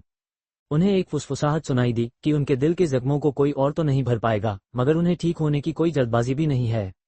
वे तब तक कमजोर बने रह सकते हैं जब तक उन्हें इसकी जरूरत हो, ठीक तब तक जब तक कि उनमें खुद को ठीक करने की ताकत न आ जाए। इसका यह मतलब बिल्कुल नहीं था कि उन्हें लगता था कि वह कांटा बेहद अनोखा है या फिर बाजार में कहीं भी उपलब्ध नहीं है। असल बात तो ये थी कि किसी ऐसे रहस्यमय एजेंडी से टकराने की संभावना बेहद कम थी, जो न सिर्फ जबरदस्त ताकतवर हो बल्कि जिसके पास ठीक वैसा ही कांटा भी हो जैसा उनके पास था। उन्हें तो इस बात पर ज्यादा यकीन था कि उस एजेंडी ने किसी न किसी तरह उस कांटे का इस्तेमाल करके ही लूक्रेस का पता लगाया होगा। जब लूक्रेस ने हम राष्ट्र को छोड़ा था, तब उसे इस बात का जरा भी अंदाजा नहीं था कि वो असल में किस खतरे से बचने की कोशिश कर रहा था। उसे जरा भी अंदाजा नहीं था कि राजा खुद उसे ढूंढते हुए वहां आए थे और उसकी साधना की तकनीक हासिल करना चाहते थे। उसे इस बात का भी कोई पता नहीं था कि उसके बाद क्या क्या हुआ था। इसी वजह से वो उस आदमी और राजा के बीच तुरंत कोई संबंध नहीं जोड़ पाया। उसका पहला ख्याल यही था कि शायद उस सन की प्रोफेसर वर्नन ने उसे ढूंढने के लिए किसी को भेजा है। वो बड़े सब्र से उस आदमी के ड्रिंक खत्म करने का इंतजार कर रहा था, लेकिन जब वो आदमी अचानक फूट फूट कर रोने लगा तो वह हक्का बक्का रह गया। एक पल पहले तक वह बिल्कुल ठीक था और अगले ही पल उसकी आंखों से झरने की तरह आंसू बहने लगे और वह किसी छोटे बच्चे की तरह बिलख बिलख कर रोने लगा। उसका चेहरा पूरी तरह से लाल हो गया था और उस पर अपना कोई काबू नहीं रह गया था। बाकी लोग जो जश्न मना रहे थे और जो उस भावनात्मक उथल पुथल में फंसे हुए थे जो इस घोषणा के कारण पैदा हुई थी कि टैवन में उनकी अपनी मर्जी से काटी गई कैद अब खत्म होने वाली है, उन्होंने जब उस आदमी को रोते हुए देखा तो वे भी रोने लगे। वे तीनों जुड़वां बच्चे खुद इतने ज्यादा भावुक हो गए थे कि उनसे काम नहीं हो पा रहा था। इसलिए रोन और रिक जितनी तेजी से हो सकता था उतनी तेजी से लोगों को ड्रिंक्स परोस रहे थे, और उन ड्रिंक्स की मौजूदगी ने लोगों की भावनाओं को और भी ज्यादा अस्थिर और संवेदनशील बना दिया था। टैवन के दरवाजे खुले और जोसेफ तथा बर्ट्रम नोएल अंदर दाखिल हुए। वे तो किसी जानलेवा लड़ाई का सामना करने के लिए तैयार होकर आए थे, लेकिन वहां पहुंचकर उन्होंने जो नजारा देखा वह बिल्कुल ही अलग था। सैकड़ों मर्द और औरतें एक साथ बैठकर पी भी रहे थे और रो भी रहे थे। वे दोनों वहीं के वहीं जम गए, उन्हें समझ ही नहीं आ रहा था कि क्या कहें या क्या करें। तभी उनके ठीक पीछे से एक जानी पहचानी मगर थोड़ी चिढ़ाने वाली आवाज सुनाई दी। बाकी पर सबको ड्रिंक्स पिलाओ, आज का सारा बिल नोएल परिवार चुकाएगा। पार्टी, जिस पर अब अपने परिवार की मदद करने की कोई जिम्मेदारी नहीं रह गई थी, बड़े ही शान से अकड़ता हुआ टैवन के अंदर आया और उसने डिमिलन जूस का ऑर्डर दिया। वो बाकी सारी चीजों के नाम तो भूल चुका था, लेकिन अपनी इस नई पसंदीदा ड्रिंक का नाम वो बिल्कुल नहीं भूला था। जैसा कि उसने सोचा था, भीड़ ने उसके आने पर कोई शोर शराबा या जयकार नहीं की, लेकिन उसे इस बात से कोई फर्क नहीं पड़ा। वो अपने परिवार के पास से गुजरता हुआ सीधे बार की तरफ बढ़ गया। वहां उसने एगिस को देखा, जिसके साथ उसने पहले भी कुछ समय बिताया था, और वह भी वहां फूट फूट कर रो रहा था। यह नजारा देखकर पार्टी को थोड़ी अजीब सी घबराहट हुई। उसने तय किया कि फिलहाल वो उस आदमी को नजरअंदाज ही करेगा और बस अपनी ड्रिंक का मजा लेगा। बर्ट्रम के आने की भनक लगते ही लूक्रेस ने सराय के चारों ओर फैला रखा मायावी आवरण हटा दिया। भले ही उसके मेहमानों ने वो अफरा तफरी देख ली हो जो मची थी, पर कुछ और लोग भी थे जो इसे संभाल लेंगे। लेकिन इससे पहले कि वो खुद जाकर उस आदमी से मिलता, मेयर तेजी से उन दोनों के सामने आ गया और उनसे कुछ फुसफुसाने लगा। लूक्रेस ने उन्हें उनकी निजता देने का फैसला किया और कुछ देर के लिए उनसे दूरी बनाए रखी। जल्द ही भीड़ ने सराय के बाहर की स्थिति पर ध्यान देना शुरू कर दिया और वे डर और अविश्वास से भर गए। यह क्या हो रहा था? बेबीलोन कहाँ था? क्या वे कहीं और टेलीपोर्ट हो गए थे? इमारत से बाहर निकलने से बहुत डरते हुए वे दरवाजों और खिड़कियों के पास जमा हो गए और बाहर देखने लगे। सराय में पूरी तरह सन्नाटा छा गया था, बस एगिसी जोर जोर से रो रहा था। लेकिन मेयर एक काबिल आदमी थे, उन्होंने अफरा तफरी नहीं मचने दी और जल्दी ही ज्यादातर लोगों को अपनी बचाव टीम में शामिल कर लिया। उन्होंने शहर के नागरिकों को इकट्ठा करने और उन्हें जमीन के नीचे बने बंकरों की तरफ ले जाने के लिए बड़ी संख्या में सैनिक भेजे थे। बंकर अब मलबे में दब चुके थे और उन्हें खोदकर निकालना जरूरी था। सच तो यह था कि अगर वह खुद ये काम करते तो यह आसानी से हो जाता, लेकिन लोगों को हाथ पर हाथ धरे बैठने का समय नहीं दिया जा सकता था। उन्हें काम करना था और लोगों को बचाने में मदद करने से उन्हें इस मुश्किल हालात में कुछ उम्मीद मिलती जब वे पूरी तरह से नाउम्मीद हो चुके थे। जल्द ही टैवन फिर से काफी हद तक खाली हो गई। कई बच्चों को सुलाना पड़ा क्योंकि तबाही देखकर वे बुरी तरह घबरा गए थे। लेकिन कुछ बच्चे जैसे रोलैंड खुद को काबू में रखने में कामयाब रहे। जब लूक्रस ने सबको जाते देखा, जिनमें वे 3 जुड़वां बच्चे बेकर और उसकी पत्नी भी शामिल थे, तो उसका दिल भारी हो गया। उसे ठीक नहीं पता था कि कितने लोग बच पाए हैं, लेकिन उसे पूरा यकीन था कि जो लोग बाहर गए थे उनमें से ज्यादातर ने किसी न किसी अपने को खो दिया था। यहाँ तक कि उसकी सराय में पहले के बिगड़े हुए काम करने वाले भी लोगों को ढूंढने के लिए बाहर निकल पड़े। तबाही का मंजर देखकर वे कांप रहे थे, लेकिन खुद को काबू में रखने की पूरी कोशिश कर रहे थे। जल्द ही हॉल में सिर्फ नशे में धुत पार्टी, एगिस, बटरम और जोसेफ ही बचे रह गए। लूक्रस ने दरवाजे पर खड़े उन 2 लोगों की तरफ देखा, कंधे उचकाए और खुद भी बार की तरफ जाकर अपने लिए एक ड्रिंक बना ली। उसे समझ नहीं आ रहा था कि उसकी सराय को कोई नुकसान क्यों नहीं पहुंचा, इस बात की सबसे अच्छी सफाई क्या दी जाए। इसलिए उसने तय किया कि वो इस बारे में जितना हो सके उतनी गोलमोल बातें करेगा। जब बटरम ने देखा कि लूक्रस उनकी तरफ आने की कोई कोशिश नहीं कर रहा है, तो वह खुद आगे बढ़ा और सनसेट वाइन का एक गिलास मांगा। हम फिर मिल रहे हैं, उसने कहा। वह अपने गिलास में वाइन को घुमा रहा था, लेकिन उसे पीने की कोई कोशिश नहीं कर रहा था। हाँ बिल्कुल, लूक्रस ने जवाब दिया, जैसे कि वहां कुछ भी अजीब नहीं हो रहा हो। तुम्हारी टैवन ने मुझ पर काफी गहरा असर डाला है, बटरम ने धीरे से बात शुरू करते हुए कहा। शुक्रिया। हालांकि मुझे ये कहना पड़ेगा कि जब मैंने ये जगह खरीदी थी, तब इस इलाके को जितना सुरक्षित बताया गया था, यह उतना सुरक्षित नहीं है। बटरम हल्की सी मुस्कान के साथ मुस्कुराया। ऐसा लग रहा था कि उस टैवन का मालिक उस पर तंज कस रहा है। उसने सीधे सीधे इस विषय पर बात करने की तैयारी कर ली थी, क्योंकि अगर लूक्रस ने अब तक कोई दुश्मनी नहीं दिखाई थी, तो यह मानने का कोई कारण नहीं था कि उसके मन में ऐसी कोई भावना थी। लेकिन किस्मत का खेल देखिए, ठीक उसी पल मिडनाइट सिस्टम का अपडेट पूरा हो गया। एक मानसिक नोटिफिकेशन बीप के साथ, जिसे सिर्फ लूक्रस ही सुन सकता था। लूक्रस के शरीर से एक तरह का स्थानिक कंपन निकला, जिससे बटरम और उसके पिता चौंक गए। ये कंपन ज्यादा दूर तक नहीं फैला, सिर्फ टैवन की इमारत की सीमा तक ही गया, लेकिन उन दोनों के लिए इस पर अटकलें लगाने के लिए ये काफी था। लूक्रस, जो खुद भी हैरान था, उसने अपने अंदर एक जबरदस्त बदलाव महसूस किया। इसके अलावा सिस्टम उसे लगातार कई नोटिफिकेशन भेज रहा था, जिससे उसके दिमाग में बार बार बजने वाली बीप्स की आवाजें गूंज रही थीं। एक पल के लिए माफ करना, लूक्रस ने बटरम से कहा। मुझे एक छोटा सा काम निपटाना है, कृपया आप आराम से बैठिए, मैं थोड़ी देर में वापस आता हूँ। हालांकि उसने कहा था कि वह वापस आएगा, लेकिन नोएल परिवार को वह जवाब पहले ही मिल चुका था जिसकी उन्हें तलाश थी। लूक्रस किसी तरह का छिपा हुआ माहिर था, और वह भी बहुत शक्तिशाली। लेकिन ऐसा लगता था कि वह दूसरों के मामलों में दखल नहीं देना चाहता था, शायद इसीलिए वह कंपन सिर्फ सराय की सीमा तक ही सीमित रहा। यह उन्हें यह बताने का एक खामोश तरीका था कि उसकी टैवन की सीमा के बाहर जो कुछ भी होता है, उससे उसका कोई लेना देना नहीं है। सच तो ये था कि वे उस घटना के बारे में अपनी ही मनगढ़ंत कहानियां बना रहे थे, जो असल में महज एक इत्तेफाक था, या यूं कहें, एक खुशकिस्मत इत्तेफाक। अभी लूक्रस को इस बात की ज्यादा परवाह नहीं थी कि नोएल परिवार क्या सोच रहा है, क्योंकि वह अपने सिस्टम के अपग्रेड को लेकर बहुत ज्यादा बेसब्र महसूस कर रहा था। उस हत्यारे के साथ लड़ाई बहुत मुश्किल थी, लेकिन साथ ही लूक्रस महसूस कर सकता था कि वह हत्यारा खुद बहुत ही नौसिखिया था, और शायद वह ज्यादा समय से सिस्टम का इस्तेमाल नहीं कर रहा था। इस बात की संभावना कम ही थी कि लूक्रस को दोबारा कभी इतना कमजोर सिस्टम यूजर मिलेगा। इसके अलावा अगर उसे ऐसा कोई मिलता भी, तो भी लूक्रस कोई बेमतलब का हत्यारा नहीं था। वह सिर्फ किसी का सिस्टम चुराने के लिए उसे यूं ही मार देना स्वीकार नहीं कर सकता था, सिवाय इसके कि वे उसे उनसे छुटकारा पाने का कोई ठोस कारण दें। जाहिर है, अभी के लिए ये सब एक तरफ रखकर लूक्रस ने अपनी नोटिफिकेशन की तरफ देखा। तारांकन नई नोटिफिकेशन, तारांकन सिस्टम अपग्रेड पूरा हुआ, नया सिस्टम स्टेटस अनलॉक हुआ। तारांकन सिस्टम मिडनाइट इन तारांकन सिस्टम ग्रेड डिवाइन टूटा हुआ। SSSB जोड़ तारांकन सिस्टम मालिक लूक्रस विलियम्स। तारांकन सिस्टम कार्यक्षमता 12%। तारांकन सिस्टम की खुद ब खुद ठीक होने का समय 33,312 अरब साल। तारांकन नई नोटिफिकेशन, तारांकन नई सुविधाएं अनलॉक हुई। नई सुविधाओं में शामिल हैं तारांकन कब्र के पार, तारांकन वास्तविकता का मिश्रण, तारांकन मछली पकड़ने का कुआं, तारांकन हत्यारा। तारांकन नई नोटिफिकेशन, तारांकन विरासत का पता चला। इनहेरिटेंस लाउंज अनलॉक हो रहा है। इनहेरिटेंस लाउंज को चालू करने के लिए कृपया विरासत जमा करें। तारांकन नई नोटिफिकेशन, तारांकन लाइव मैप फंक्शन अनलॉक हुआ। तारांकन नई नोटिफिकेशन, तारांकन इंटरक्षेत्रीय प्रसारण अनलॉक हुआ। तारांकन नई नोटिफिकेशन, तारांकन हत्या का मैदान अनलॉक हुआ। तारांकन नई नोटिफिकेशन, तारांकन लक्षित स्कैन अनलॉक हुआ। तारांकन नई नोटिफिकेशन, तारांकन दूरस्थ भविष्य दर्शन अनलॉक हुआ। तारांकन नया मिशन, सिस्टम्स को अपने अंदर समाकर सिस्टम की रिकवरी तेज करें।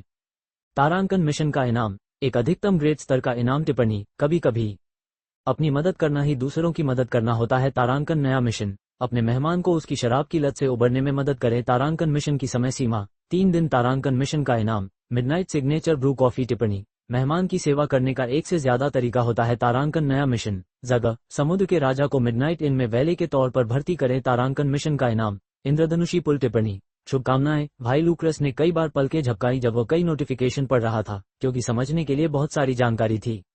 शुरू से ही उसके सिस्टम का लेवल मर्डर सिस्टम के मुकाबले कहीं ज्यादा था, तो फिर ऐसा क्यों लग रहा था कि वह सिस्टम अपने यूजर की सीधे तौर पर मदद करने में ज्यादा एक्टिव था? कम से कम उसके पास ऐसी काबिलियतें थी जिनके बारे में लूक्रस ने अंदाजा लगाया था कि वे सिस्टम से मिली होंगी, क्योंकि वह कातिल खुद इतना काबिल नहीं लग रहा था कि उन्हें सीख सके, खासकर उसके कल्टीवेशन लेवल पर टेलीपोर्टिंग जैसी कोई इतनी मुश्किल चीज। उसके अपने कुछ अंदाजे थे, लेकिन उसने यह अंदाजा लगाया कि इसकी सबसे बड़ी वजह शायद ये थी कि या तो उनके सिस्टम अलग अलग तरह के थे, या फिर उसका सिस्टम शायद खराब था। जहां तक सिस्टम के प्रकारों की बात थी, लूक्रस के पास सही अंदाजा लगाने के लिए बहुत कम जानकारी थी। वो बस इतना ही अंदाजा लगा सकता था कि उसका सिस्टम एक बिजनेस चलाने पर फोकस था, जबकि कातिल का सिस्टम सीधे तौर पर किसी खास तरह के एक्शन पर फोकस था। यही वजह थी कि उसका सिस्टम उसे सिर्फ उस बिजनेस को चलाने में मदद के तौर पर सपोर्ट देता था, जबकि कातिल का सिस्टम उसके लिए उस एक्शन को करना आसान बनाने पर फोकस था। उसे ये समझने के लिए कुछ और सिस्टम्स का सामना करना होगा और उनका अध्ययन करना होगा कि यह बंटवारा कैसे हुआ या वे किस आधार पर थे। फिर उसका ध्यान सीधे अपने सिस्टम की खराब हालत पर गया। इस बात को ध्यान में रखते हुए कि उसका सिस्टम खराब होने के बावजूद पूरे ब्रह्मांड तक पहुंच सकता था, जाहिर है इसका मतलब यह था कि सिस्टम की असली काबिलियतें सचमुच उसकी समझ से परे थीं। जाहिर है यह अपनी ज्यादा से ज्यादा काबिलियतों के सिर्फ 12% पर ही काम कर रहा था, जिससे लूक्रस के पास ये सोचने के लिए काफी गुंजाइश थी कि इसमें असल में किस तरह की सेवाएं हो सकती हैं। जहां तक इसके अपने आप ठीक होने में लगने वाले समय की बात थी, लूक्रस ने उसे पूरी तरह से नजरअंदाज कर दिया। उसे कोई अंदाजा नहीं था कि कल उसके साथ क्या होगा। इसके बाद उसका ध्यान सीधे उन 4 नई खूबियों पर गया जो सिस्टम ने जोड़ी थीं। उसे उनके बारे में मैरी से पूछने की भी जरूरत नहीं पड़ी, क्योंकि सिस्टम ने उसे खुद ही उनके बारे में बता दिया था। मौत के बाद भी अगर कोई मेहमान अपनी मौत से ठीक पहले इनमें आता है, तो अपनी जमा की गई सारी दौलत के बदले में वह एक आत्मा के रूप में इनमें मेहमान बनकर रहना जारी रख सकता है। मेहमान एक आत्मा के रूप में कितने समय तक रह सकता है, यह इस बात पर निर्भर करता है कि उसने कितनी दौलत दी है। वास्तविकता का मेल। द मिडनाइट इन कभी कभी उन दुनियाओं के कुछ हिस्सों से मिल जाता है जो इस इन से जुड़ी होती हैं। इससे मेहमान सीधे इनके अंदर जा सकते हैं या कभी कभी इनके अंदर का नजारा देख सकते हैं। मछली पकड़ने का कुआं। मेहमान कुएं में मछली पकड़ने की कोशिश कर सकते हैं। ये कुआं उन दुनियाओं तक जाता है जो द मिडनाइट इन से जुड़ी हैं, और इसके जरिए ऐसी चीजें पकड़ी जा सकती हैं जिनका कोई मालिक ना हो। ये चीज बहुत कीमती भी हो सकती है या एकदम साधारण भी। ये पूरी तरह से किस्मत पर निर्भर करता है। हत्यारा। जब भी होस्ट सिस्टम के दायरे से बाहर खुद से ज्यादा ताकतवर किसी व्यक्ति को मारता है, तो वह मारे गए व्यक्ति की कोई एक काबिलियत या तकनीक सीख सकता है। अगर ये थ्योरी सच होती, तो भविष्य में वो उस सिस्टम के आधार पर नए और शानदार फीचर्स अनलॉक कर पाता, जिसे उसने अपने सिस्टम के साथ मर्ज किया था। इस थ्योरी को साबित करना जितना आसान था, उतना ही मुश्किल भी। यह आसान इसलिए था क्योंकि उसे बस किसी दूसरे सिस्टम के साथ मर्ज होना था, लेकिन मुश्किल इसलिए था क्योंकि लूक्रस को यह बिल्कुल नहीं पता था कि दूसरे सिस्टम यूजर्स को कैसे ढूंढा जाए। वो इन बातों पर बाद में भी सोच विचार कर सकता था, लेकिन अभी उसका ध्यान अगले अनलॉक हुए कमरे पर गया, इनहेरिटेंस लाउंज। उसे ये सोचने की जरूरत नहीं पड़ी कि यह इनहेरिटेंस क्या है, क्योंकि सिस्टम द्वारा अनलॉक किए गए अगले फीचर, लाइव मैप फंक्शन, ने उसके लिए सब कुछ साफ साफ बता दिया था। यह वही ब्रेसलेट था जिसके अंदर लकी सूट मौजूद था। यही वो इनहेरिटेंस था। एक पल भी बर्बाद किए बिना लूक्रस ने उसे उठाया और सिस्टम को सौंप दिया, जिससे इनहेरिटेंस लाउंज एक्टिवेट हो गया। नई सूचना। लकी सॉवरेन का इनहेरिटेंस मिला। इसमें दुर्भावनापूर्ण कर्म का पता चला है। कर्म को मिटाया जा रहा है और इनहेरिटेंस को आत्मसात किया जा रहा है। नया इनहेरिटेंस लकी सॉवरेन का लकी सूट। एक दिन लकी सॉवरेन का भाग्य उसका साथ छोड़ गया और 7 नेशन क्रिस्टल दायरे में उसकी मृत्यु हो गई। अपनी मृत्यु से पहले उसने अपने कर्मों के बंधन को एक ब्रेसलेट में समेट लिया और उसमें अपना लकी सूट डाल दिया। जो कोई भी इस लकी सूट का अभ्यास करेगा, वह धीरे धीरे उस सॉवरेन के कर्मों से प्रभावित होने लगेगा। जब वह काफी हद तक अभ्यास कर लेगा, तो उन कर्मों के प्रभाव के कारण लकी सॉवरेन उस साधक के शरीर में ही पुनर्जन्म लेगा। लकी सूट कोई सीधा सीधा अभ्यास करने की तकनीक नहीं है, बल्कि यह एक सहायक तकनीक है जिसका इस्तेमाल भाग्य को प्रभावित करने के लिए किया जाता है। इसका इस्तेमाल करने के कई तरीकों में से एक ये है कि इसे इस्तेमाल करने वाला किसी भी ऐसे पीड़ित का भाग्य चुरा सकता है जिसे वह मारता है, और फिर किसी भी संकटपूर्ण क्षण में खुद को बुरे भाग्य से बचाने के लिए वो इस चुराए हुए भाग्य को एक्टिवेट कर सकता है। लेकिन सावधान रहें, दूसरों का अच्छा भाग्य चुराने से स्वाभाविक रूप से अपना बुरा भाग्य आकर्षित होता है। सूचना, इनहेरिटेंस लाउंज को अब स्थापित किया जा सकता है। मेहमान इस इनहेरिटेंस को पाने की कोशिश कर सकते हैं, हालांकि इसमें असफल होने की संभावना काफी अधिक है। इस इनहेरिटेंस को सीख लेने के बाद भी यह नष्ट नहीं होगा, बल्कि यह लाउंज में हमेशा मौजूद रहेगा। अरे, यह क्या बला है? इनहेरिटेंस का विवरण पढ़ते हुए लूक्रस ने मन ही मन सोचा। एक तरफ उसे अचानक ये समझ में आ गया कि उस हत्यारे को मारना इतना मुश्किल क्यों था। उसने अपने अनगिनत पीड़ितों का भाग्य चुरा लिया था। दूसरी तरफ लकी सूत्र को न पढ़ने की कोशिश करके उसने सच में एक बड़ी मुसीबत टाल दी थी। हालांकि अगर इस बारे में सोचा जाए तो अगर वह अपनी ओवरड्राइव अवस्था में न गया होता तो वह ब्रेसलेट उसके शरीर में समा जाता और फिर शायद उसे साधना करने के लिए मजबूर होना पड़ता। अगर उस कातिल के साथ भी यही हुआ हो तो उसे कोई हैरानी नहीं होगी। एक तरह से उसकी किस्मत काफी अच्छी थी कि उसने उस समय ओवरड्राइव अवस्था में जाने का फैसला किया, न कि बाद में। इस विचार से सिहरते हुए उसने इस मामले को एक तरफ रख दिया, क्योंकि सिस्टम ने उसके लिए इसका हल निकाल दिया था। फिर उसने अपना ध्यान लाइव मैप फंक्शन की ओर लगाया। यह अविश्वसनीय था और एक तरह से यह उसके सामान्य स्कैन फंक्शन का एक ज्यादा गहरा और विस्तृत रूप था। उसका स्कैन उसे सिस्टम के दायरे में मौजूद किसी भी व्यक्ति की स्थिति जांचने की सुविधा देता था, जबकि लाइव मैप उसे सराय और मधुशाला में चल रही हर चीज दिखाता था। यह अलग अलग लोगों और चीजों को अलग अलग रंगों में दिखाता था, जिससे उसे और भी ज्यादा जानकारी मिलती थी, जैसे कि कौन अपना है या दुश्मन, कौन खजाना है या जहर, कौन सराय में शामिल होने लायक है या किससे सावधान रहना चाहिए। ये सभी चीजें इस मैप की मदद से वह जान सकता था। यह वीडियो गेम्स में दिखने वाले मैप्स जैसा ही था, बस इसमें ज्यादा बारीकियां थीं। एकमात्र दुख की बात यह थी कि एक बार फिर ये सिर्फ सिस्टम के दायरे तक ही सीमित था, वरना उसे भविष्य में कभी भी किसी मुसीबत से बचने में कोई परेशानी नहीं होती। फिर लूक्रस ने अगले अनलॉक हुए फीचर को देखा और उसकी आंखें उत्साह से चमक उठीं। इंटर-रियल्म ब्रॉडकास्ट उसके लिए बहुत सारी परेशानियां कम कर देता और उसकी जिंदगी को बहुत बहुत ज्यादा आसान बना देता। और सबसे बढ़कर लूक्रस ने अपना हाथ आगे बढ़ाया और उसे चालू कर दिया। कुछ ही पल बाद फेनरा, वह भेड़िया जिसे वो आमतौर पर सराय से बुलाकर अपने साथ अलग अलग दुनियाओं में ले जा पाता था, उसके सामने प्रकट हो गया। फेनरा तेजी से बढ़ रहा था, लेकिन उसे जल्द ही समझ आ गया कि वह जितना बड़ा होता जाएगा, उस दबंग कछुए की नजर में उसका होना उतना ही ज्यादा साफ होता जाएगा। इसलिए वह अपनी बढ़त को रोकने की बहुत कोशिश कर रहा था। वह ऐसा पूरी तरह से तो नहीं कर पाया, लेकिन एक ही चीज पर इतना ज्यादा ध्यान लगाने की वजह से वह अपनी खून की एक खास ताकत को जगा पाया, जिससे वह अपने आकार को अपनी मर्जी से बदल सकता था। आजकल वह अपना ज्यादातर समय या तो एक आम कुत्ते के आकार में बिताता था या फिर एक पिल्ले के आकार में। ये थोड़ा दुख की बात थी, क्योंकि वह जितना बड़ा होता था, अलग अलग मेहमान उसे उतना ही ज्यादा प्यार देते थे, जो उसे बहुत अच्छा लगता था। लेकिन वो कछुआ बहुत डरावना था, इसलिए उसे उससे बचकर रहना पड़ता था। अब सवाल यह है कि वो कछुआ इतना डरावना क्यों था। फेनरा चाहे अपनी ताकत को रोकने की कितनी भी कोशिश क्यों न करता, उस कछुए पर उसका कोई असर नहीं होता था। कम से कम दूसरे जानवरों के मामले में तो ऐसा नहीं होता था। यहाँ तक कि पहाड़ की चोटी पर रहने वाला वो चिड़चिड़ा ड्रैगन भी, जब फेनरा अपनी ताकत को रोकता था, तो कम से कम एक बार तो उसकी तरफ देखकर जोर से सांस छोड़ता ही था। तो जब फेनरा को बुलाया गया, तो वह लूक्रस के सामने एक पिल्ले के आकार में हाजिर हुआ। वो सो रहा था, क्योंकि कछुए से लड़ते लड़ते वह पूरी तरह से थक चुका था। लेकिन आसपास के माहौल में आए अचानक बदलाव की वजह से वो तुरंत जाग गया। लड़ाई के लिए तैयार होते ही उसका आकार तुरंत 3 गुना से भी ज्यादा बढ़ गया, लेकिन तभी उसे एक जानी पहचानी सी महक महसूस हुई। अगले ही पल उसकी नजर लूक्रस पर पड़ी और उसका शरीर वहीं का वहीं जम गया। उसने कुछ बार सूंघकर पक्का करने की कोशिश की, लेकिन लूक्रस की महक जानी पहचानी होने के साथ साथ कुछ अलग भी लग रही थी। इसमें उसकी क्या गलती थी? लूक्रस के शरीर ने इतनी सारी धातुओं को सोख लिया था कि उसके शरीर की महक में आया बदलाव तो उन तमाम बदलावों में सबसे छोटी बात थी जो उसके साथ हुए थे। फिर भी यह न तो उसकी महक थी और न ही उसका जाना पहचाना चेहरा, जिसने उन दोनों को एक दूसरे की पहचान पक्की करने में मदद की, बल्कि यह वह गहरा रिश्ता था जो उन दोनों के बीच था, जिसने उन्हें एक दूसरे के साथ एक जोड़ीदार के तौर पर बांध रखा था। फेनरा खुशी के मारे जोर से चिल्लाया और तुरंत लूक्रस के ऊपर कूद पड़ा। उसे इस बात की जरा भी परवाह नहीं थी कि अपने मौजूदा आकार में वह लूक्रस से कहीं ज्यादा बड़ा था। अगर ये सब लूक्रस की ब्रेक थ्रू से पहले हुआ होता तो वह जरूर जमीन पर गिर जाता। लेकिन अब फेनरा का इतना विशाल आकार उसके लिए बस एक छोटी मोटी परेशानी से ज्यादा कुछ नहीं था।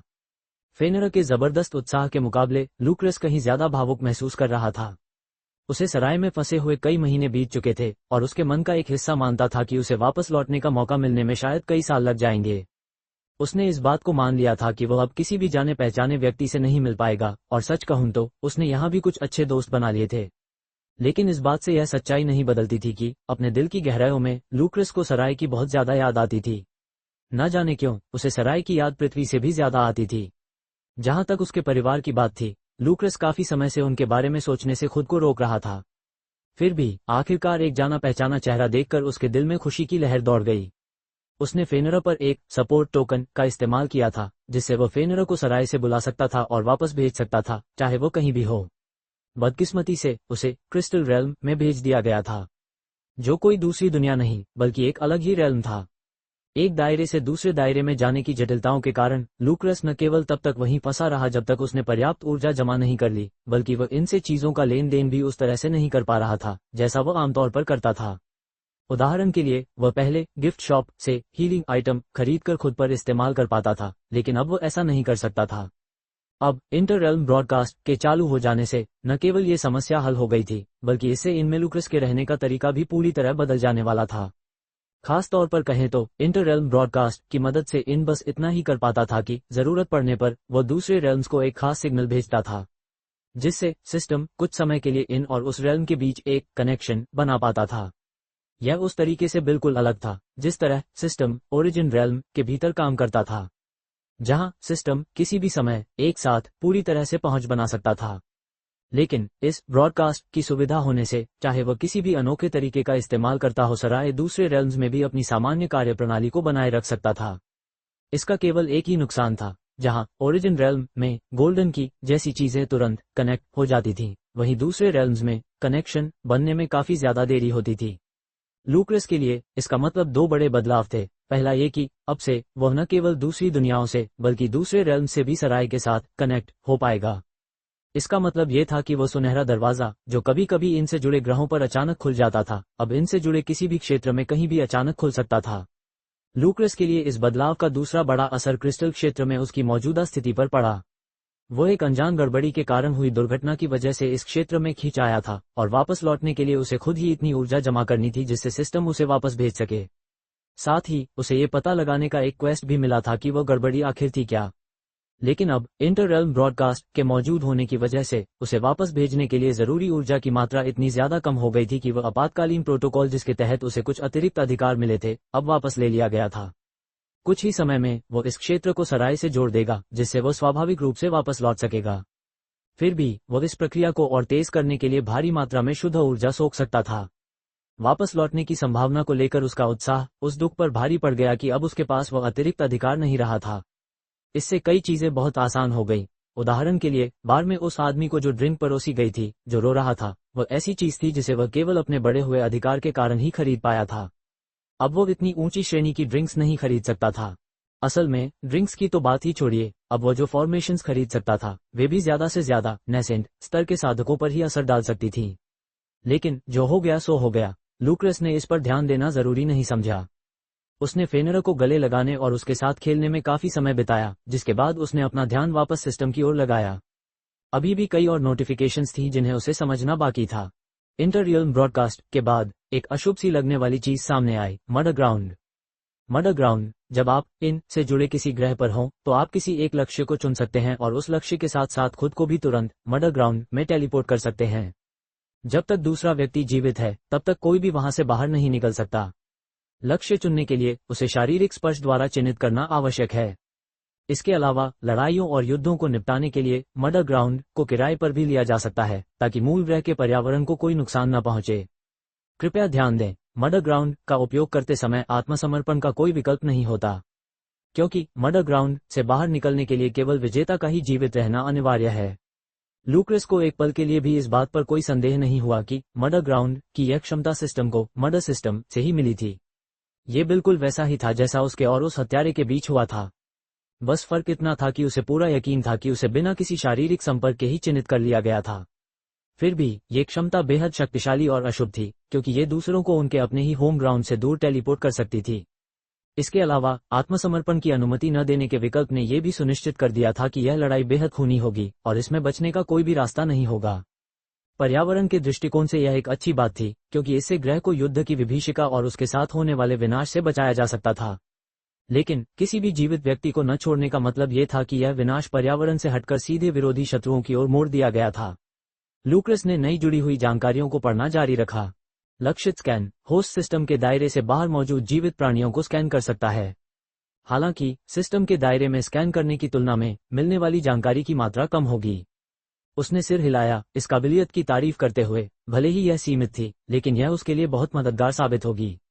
दूर से देखने की शक्ति। आप सिस्टम के दायरे में कहीं भी अपनी छवि प्रोजेक्ट कर सकते हैं और उस छवि के जरिए मेहमानों से बातचीत कर सकते हैं। जो लोग बारीकी से चीजों को देखते हैं वे ये पहचान जाएंगे कि यह सिर्फ एक छवि है, असली शरीर नहीं। लूक्रेस ने अपनी भौहें ऊपर उठाईं। यह एक अच्छी काबिलियत थी, खासकर इसलिए क्योंकि जब सराय भी अनलॉक हो जाएगा तो उसका इरादा टैवन में रुकने का नहीं था। चाहे वो इनमें हो या टैवन में, वो अपनी रिमोट प्रेसाइंस का इस्तेमाल करके मामलों को खुद संभाल सकता था। इसके बाद उसने अपना ध्यान क्वेस्ट की ओर मोड़ा। चाहे उसकी जरूरत हो या ना हो, उसका इरादा सिस्टम को ठीक होने में मदद करने का था। हालांकि वो इस बात को लेकर बहुत हैरान था कि आखिर सिस्टम को नुकसान पहुंचा कैसे।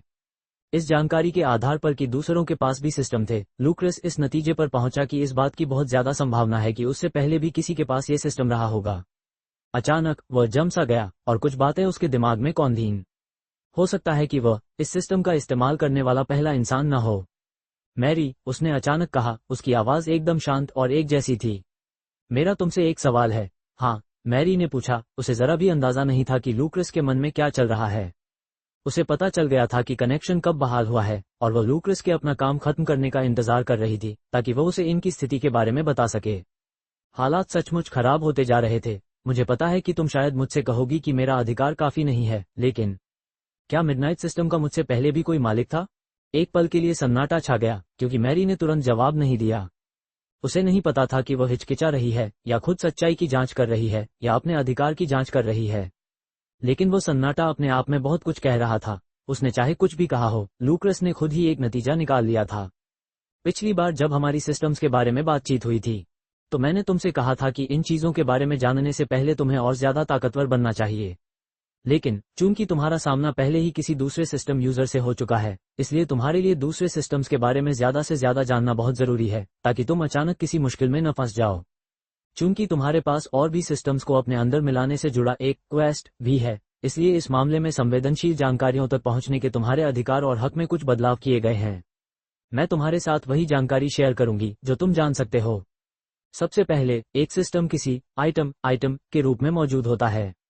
यह इस समय तुम्हारी आत्मा में मौजूद है, तुम्हारे शरीर के अंदर नहीं। लेकिन जिस पल तुम्हें मिडनाइट सिस्टम मिला, उसी पल से यह सिस्टम उस आइटम को अपने कोर के तौर पर इस्तेमाल करते हुए काम कर रहा है। जब तुम नैसेंट दायरे में पहुंचोगे तो यह सिस्टम तुम्हारी आत्मा के साथ पूरी तरह से जुड़ जाएगा।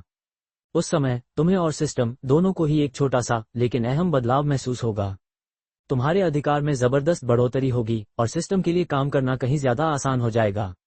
मैरी फिर से रुक गई। उसकी होलोग्राफिक छवि पर चिंता के भाव साफ झलक रहे थे।